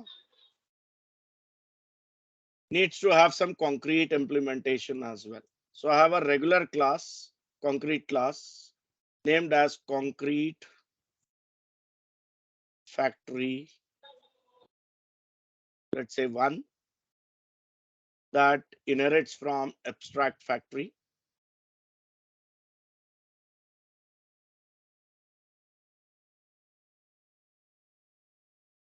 Over on this concrete factory 1 class name, using this light bulb, just select implement abstract class so that it will put both the members into this abstract product A and abstract product B, both in overridden mode.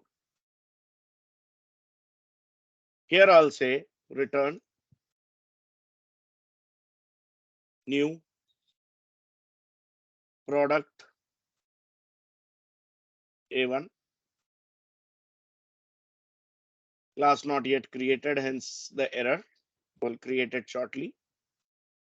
Here I say return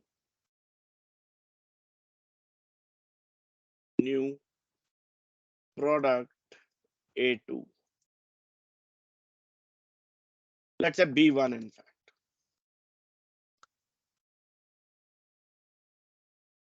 Let's create product B, right?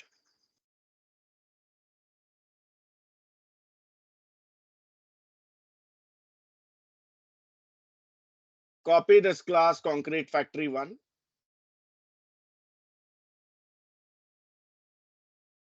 Paste it back. Rename the copied version to concrete factory 2.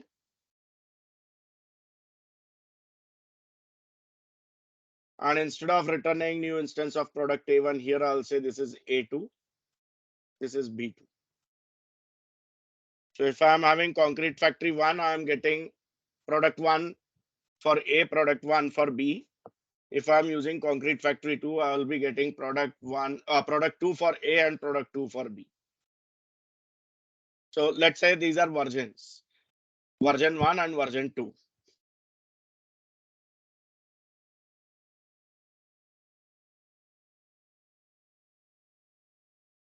Got it? Yeah, can we do this with interface as well? We can. As far as the class is pure abstract, you can replace this with interface. So practically the top level abstract class can be made as interface, no issues. Now we don't have class A1, A2, B1, B2, right? That's why the errors. Yes or no? Mm. We don't have their abstractions as yet.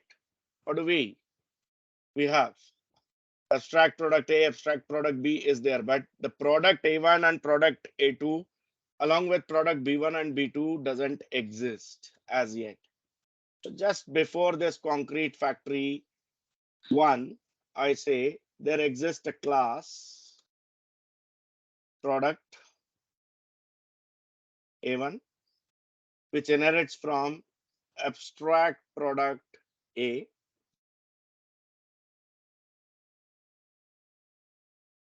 Same way, I have class product B1 inherits from abstract product B.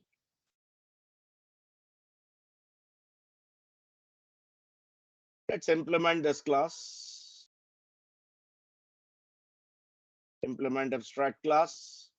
The method interact is automatically injected here. And what I have here is console.writeLine, interpolated string, curly brace within it. I put this dot get type. So current objects system type will be automatically communicated, and I'll ask the name of it to be provided. Space after the curly brace closed. Interacts with space, again curly brace. I'll say a dot get type dot name. So that it is going to show B interacts with A. Now, based on whether it is A1 or B1, the name will be decided accordingly. So in this case, practically it will show product B1 interacts with product A1.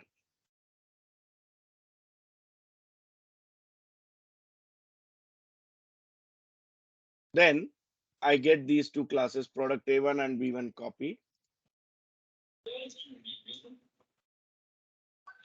And pasted here. The pasted version I'll rename product A1 to product A2 that inherits from abstract product A. Class product B1 to product B2 that inherits from abstract product B. Interact method goes with the similar code.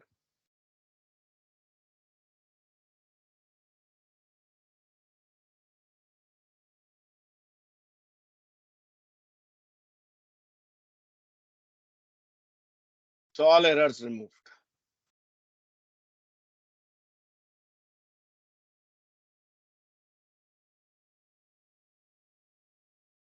Okay.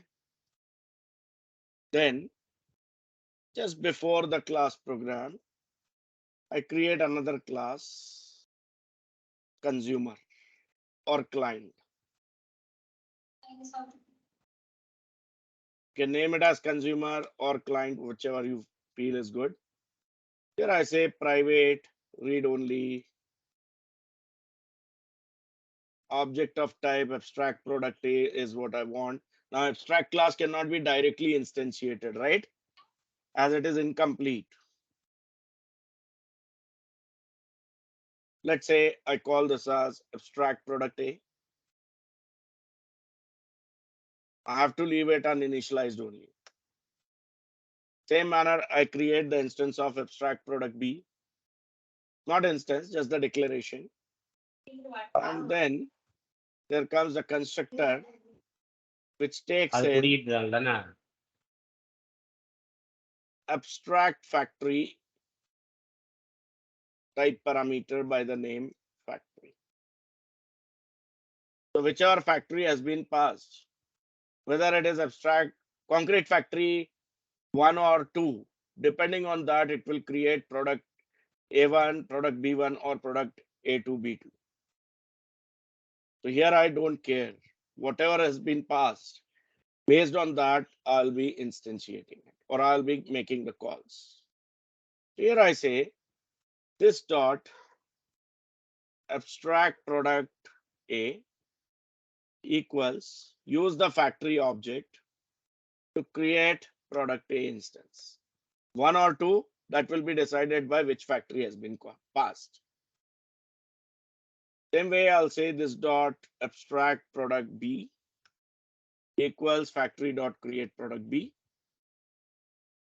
And then here I have another method for this class, consumer, by the name run, wherein I say abstract product B dot interact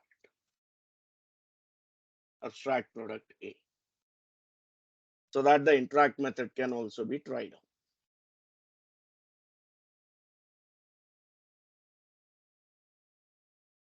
Got it?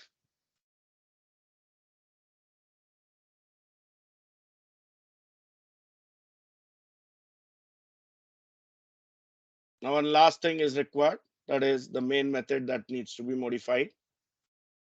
Make entire stuff work. Here I say abstract factory F1 equals new concrete factory 1 to start with. Here I say consumer P1 equals new consumer F1. T1 dot run method I call here. Same way I say create abstract factory once again. F2 equals new concrete factory 2. Consumer C2 equals to new consumer F2 and C2 dot run. So based on which factory I am creating, it will give me version 1 or version 2.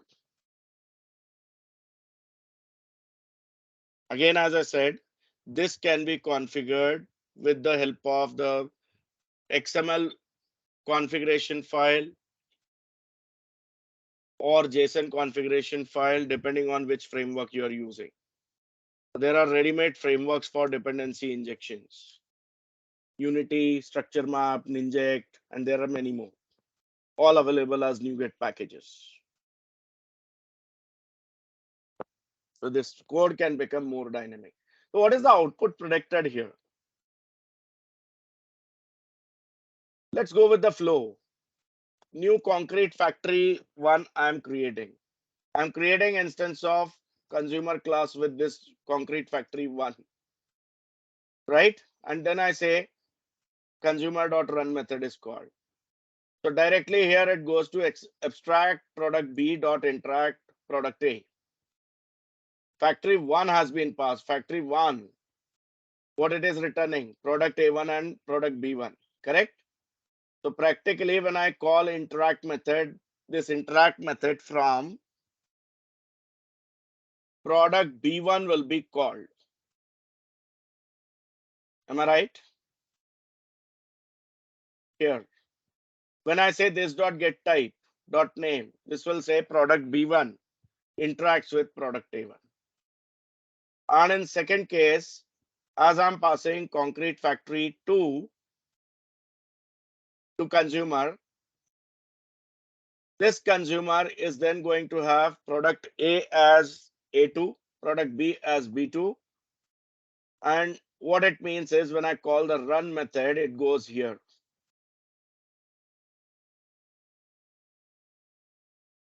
And calls the interact method on product B2. So here when I say get type dot name, it says product B2 interacts with product A1, A2. Let's see.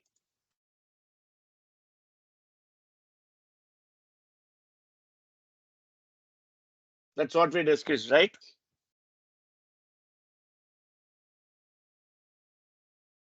I am not creating the instance. I'm letting my code user to decide which factory they want to work with. So this is the main method. the main consumer application, right? Which is deciding which version to be called. While coding, I'm not having any decision of my own. Does that make sense? Yeah. Okay. Just go through it and see if you have any questions.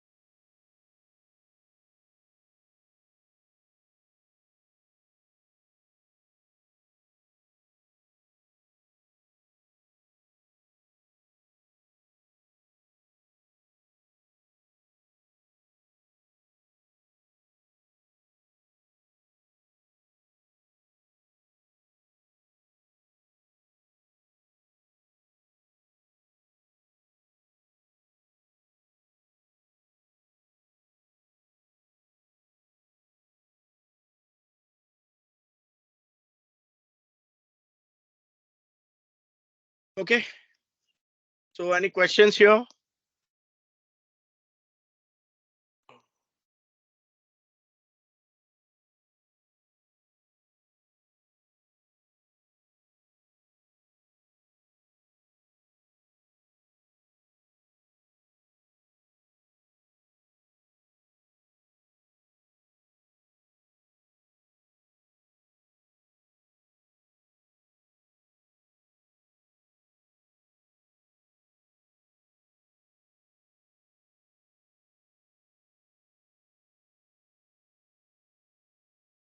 Shall we proceed to next? Yes. Yes. Let's close this file. And the next pattern now is builder pattern. What is builder pattern? What we have in the definition is it separates the object construction from its representation. What does it mean is the same construction process can result in creating the different representations of the objects. So if you talk about a construction company, they follow the same process for all of their projects, but end up having a different looking product altogether. Yes or no? Even if we talk about vehicle manufacturer, it's the same thing applicable. It could be a car, it could be a scooter, it could be a bike, it could be a truck, it could be some war vehicle like tank or something, right?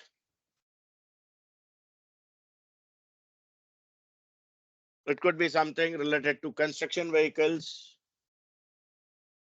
right? Like the digger or maybe the breaker or something, road roller. The process of building is same. but the representation may be different. Is it clear?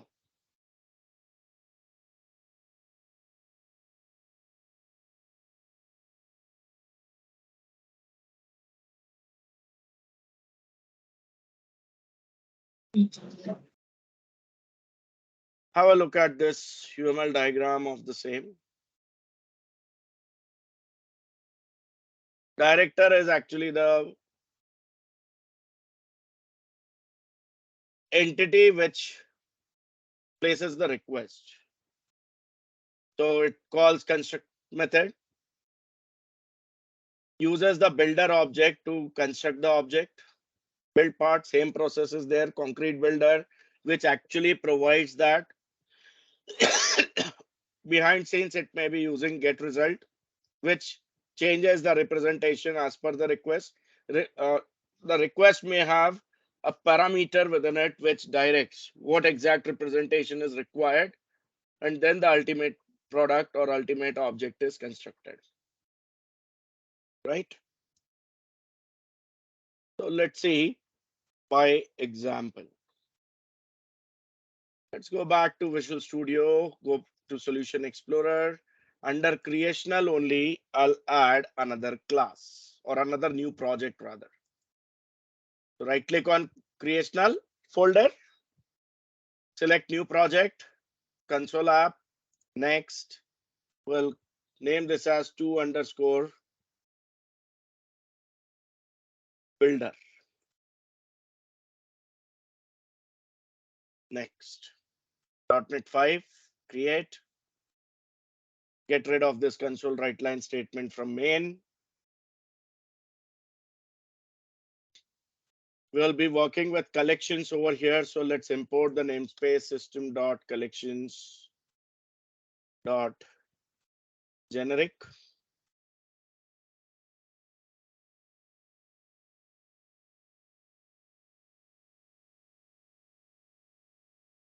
Okay.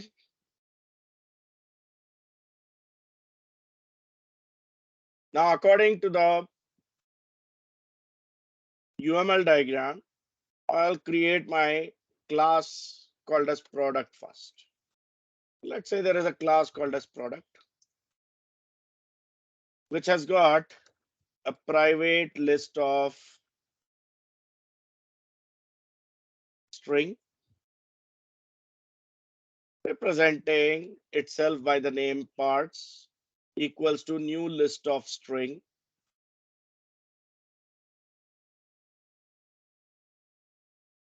Then further, I have a method which allows me to add the different parts. So let's say string part is the parameter, which parts needs to be added to the product.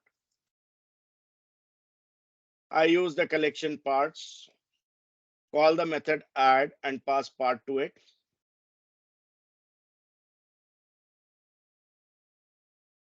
Then I have a method called as show, equivalent to construct. Here I say console.writeLine /n for new line to start with. Product parts, list of parts used for the product will be displayed after this. With the help of for each, I'll get this done. For each var part in parts, what I want to do is console.writeLine part.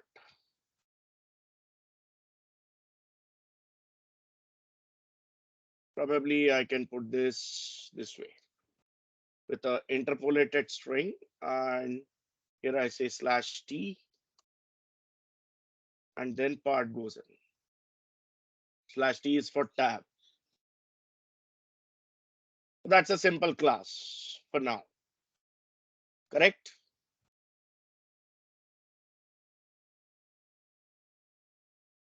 Then I have an abstract class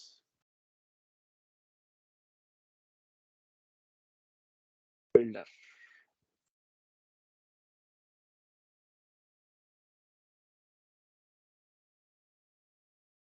has got some definition of the methods as abstract methods. This can be an interface again. So let's say public abstract void build part A is the first member.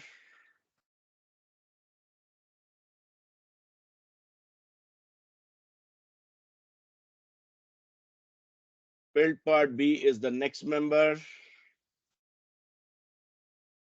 And then there is another member called as get result, which actually returns the instance of the product. Built using the parts.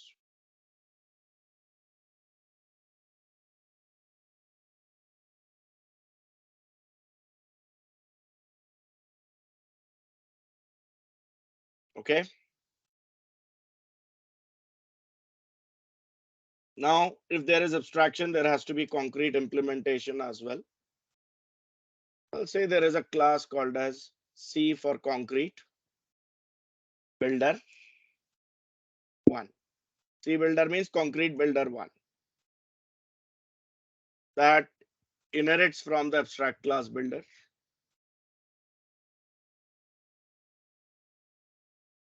Need to implement all the abstract members. So here I hover and select implement abstract class to get all the 3 members injected here. Now before the first member, I say there is a private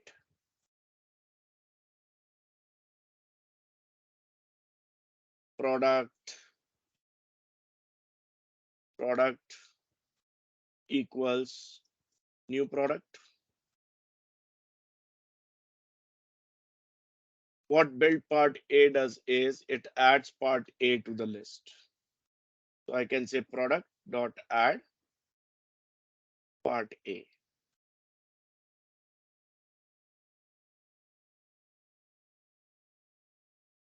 Same way, build part B says product dot add part B.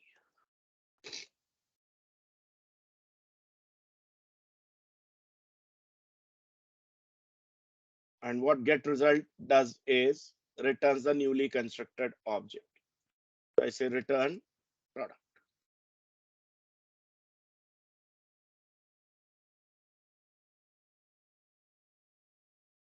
Clear?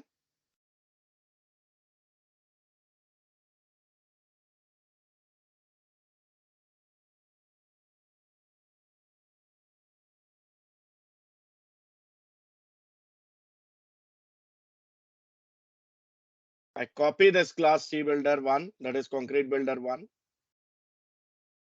paste it here, change this to C builder 2. This code remains the same. Here I have build part A, which adds part X. Build part B adds part Y. So different product is being created by following the same process, and get result returns the product.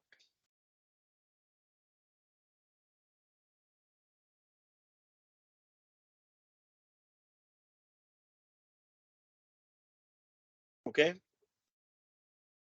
Then I have the class called as director, who is actually a requester.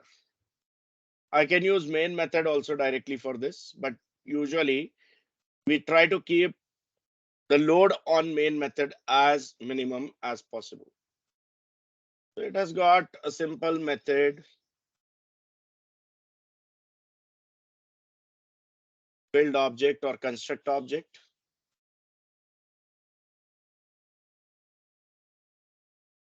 To which it is taking in a parameter of type builder for dependency. Now whether it is builder A or builder B will be decided by this. I don't care which one has been passed. I'm delaying that process, right? Here I just say use the builder object to build the product process says that there has to be part A, there has to be part B, which can be A or B, which can be X or Y, which can be anything. Sorry, this should be build part B, because abstraction has got that only, right? And then the main creates the instance of director class. Director equals to new director. It constructs the object of builder B1. It itself cannot be instantiated, so I have to instantiate it to its derived class. So here I say concrete. We have given us C builder 1. And then B2 as C builder 2.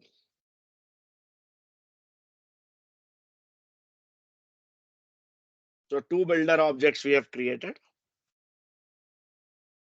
Then we say director.construct or build. We have given build object using builder 1.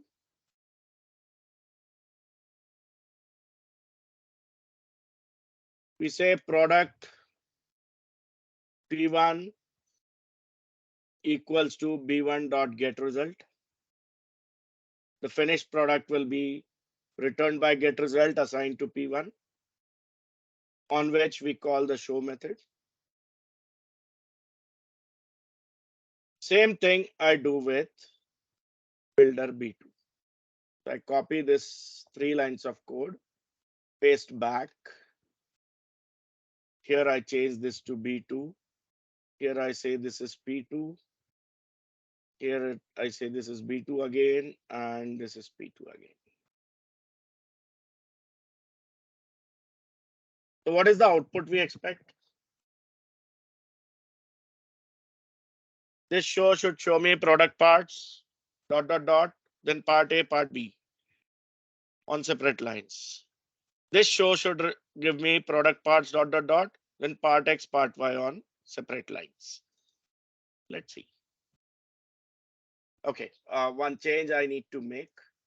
Here you go to solution, Explorer, then right click on solution and select properties. And then select current selection and click OK. So that whichever project is currently selected, that will run. I select builder and start it. Here comes the output.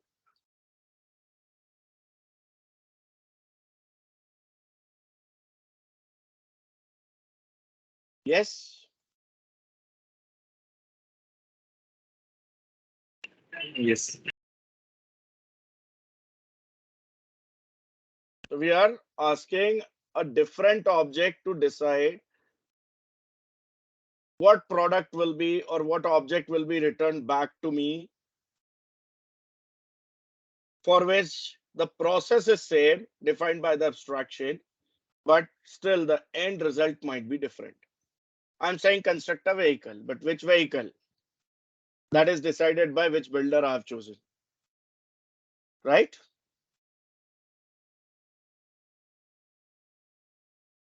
So whether it is a road roller, whether it is a dumper truck, whether it is a container truck, trailer truck, whether it is a car, luxury car, whatever, it depends on which vendor I have chosen, right?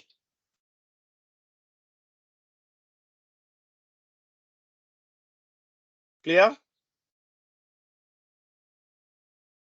Yes.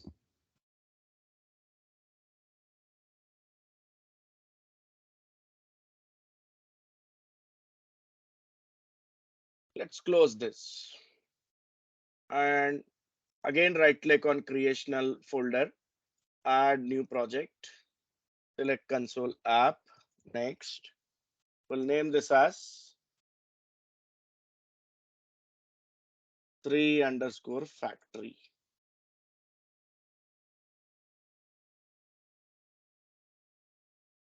.NET 5, create, remove the console write line statement from main. Now what is factory pattern? It creates the instance of one of the derived class, right?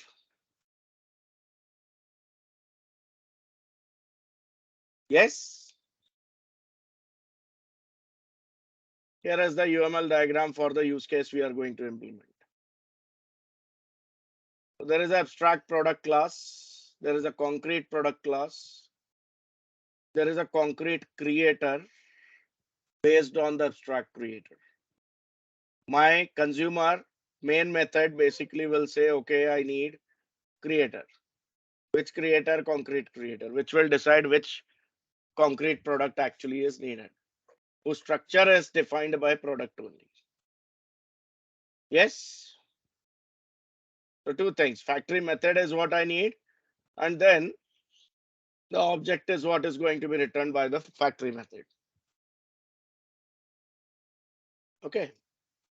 Let's have a look at the implementation here.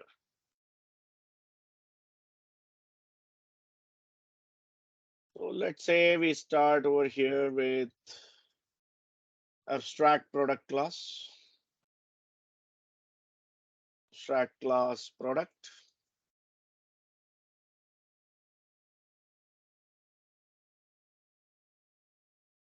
But now I'm not giving any member as such. And I have class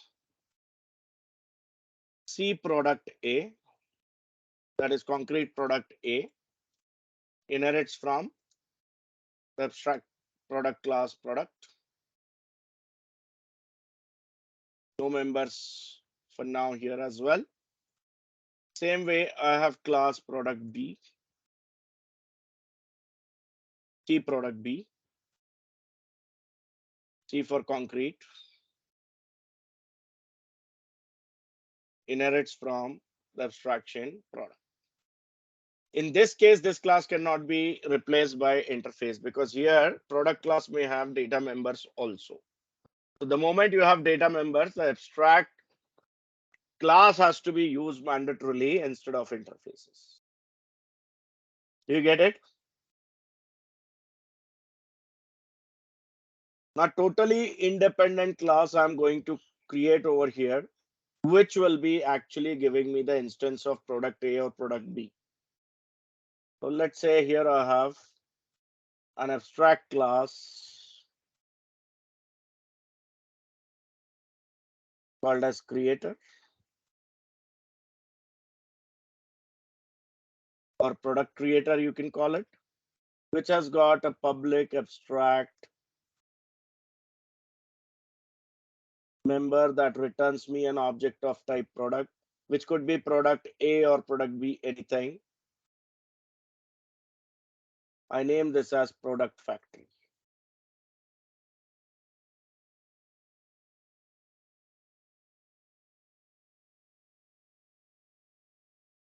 Okay.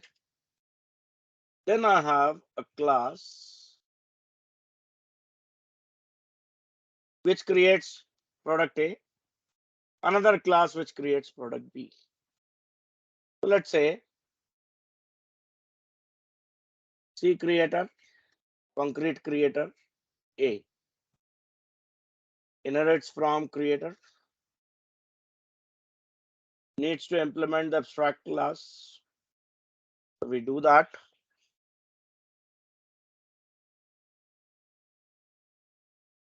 It returns me new product A instance.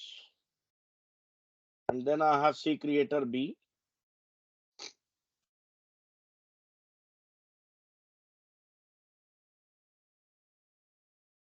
which returns me product B.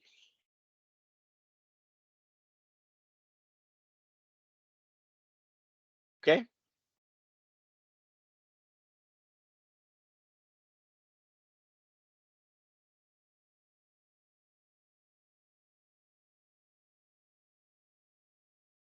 Then in main, little bit different strategy I'll use here.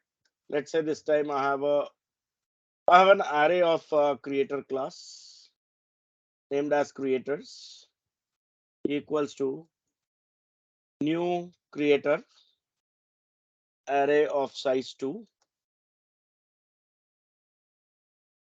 I get the member 0 initialized with new concrete creator, that is C creator A.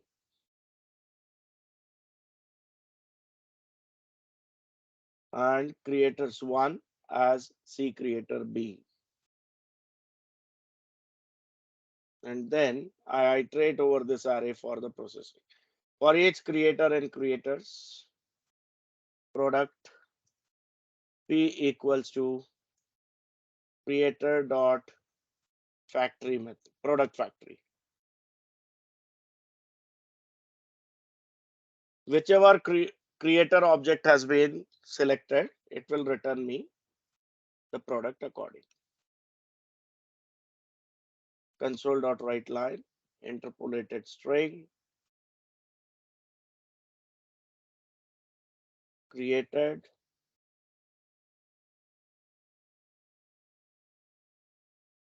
curly brace, product dot get type, sorry, p dot get type dot name. So what it will output? For the first iteration, it should give me product A, C product A. Second iteration, it should give me C product B. Let's start, and that's out.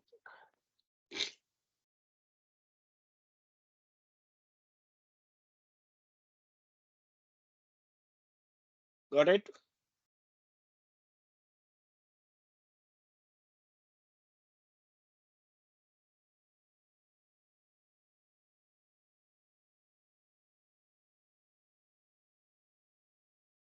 So one example from our day-to-day life, one of my grocery store orders the distributor that I'm looking for some cleaning products. Get me all the cleaning products of X brand. What the distributor does, he knows that each of the product is being prepared by different factories of the brand at different locations. So he say, okay, factory 1 will give me hand wash, factory 2 will give me dishwashing liquid, factory 3 will give me the tile cleaner, and so on. So whichever factory he communicates with, he just need to tell the number. Those many quantity will be handed over to the distributor, which will then come to me. I don't care as a grocery store owner from where it is coming. It is the headache of the distributor and the brand and their factories. So my task has been offloaded. My burden has been offloaded. Understood?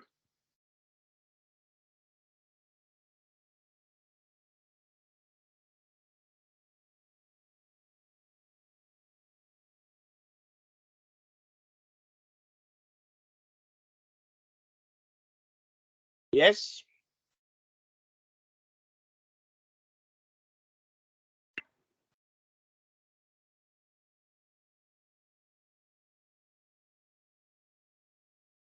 So suppose this training session is happening in a training room.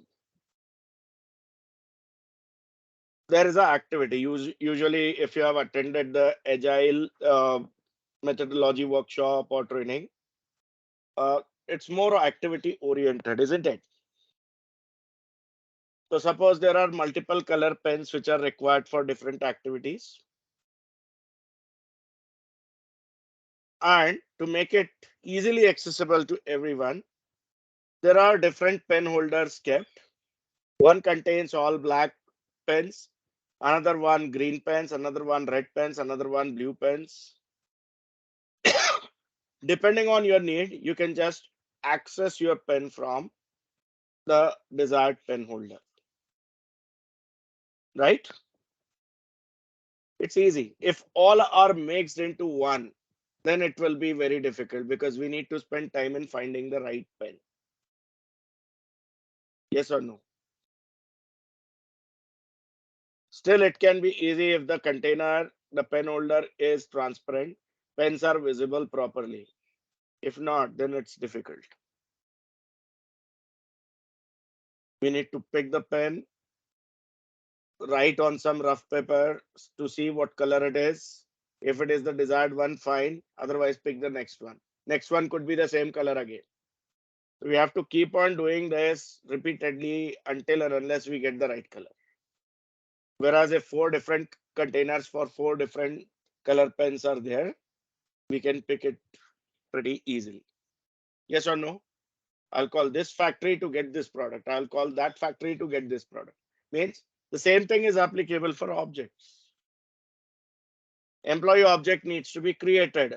Okay, but employee object for whom? Suppose I have built a very generic ERP. Now, if this ERP is being used by some production industry, the employee parameters will be different. When it is being used by construction industry, it will be different. When it is being used by IT industry, the parameters will be different. Right or wrong? I need an employee object only, but which one? So I have to communicate the right factory. Okay. Manufacturing industry is the factory I'm choosing. So I get the employee of manufacturing industry, those parameters. I choose the factory from the construction industry. I get the employee object based on the requirements of construction industry parameters. Same goes with IT. Is that clear?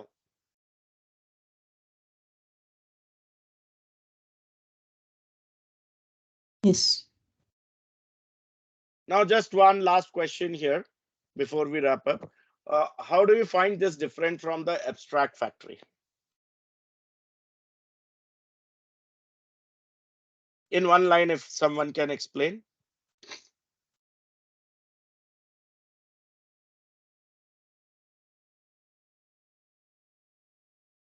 Let me put both the codes over here.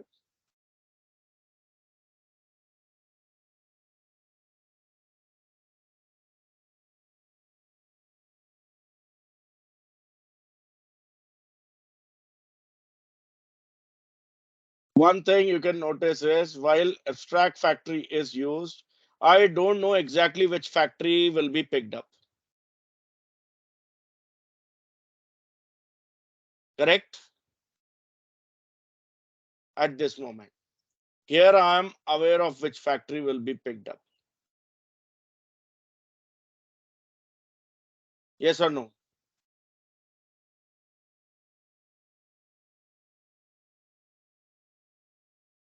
Yeah. Okay.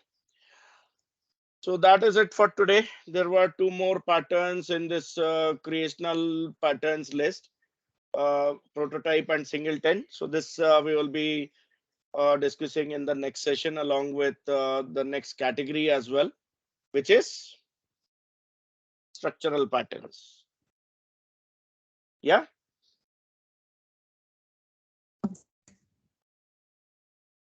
Okay. So that's it for today.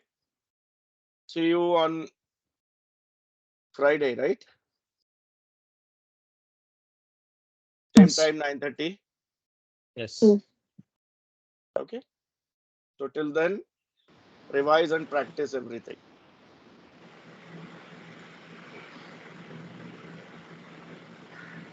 Thank you. Thank you. Thank you. Thank you. Thank you. Thank you. Thank you. Thank you.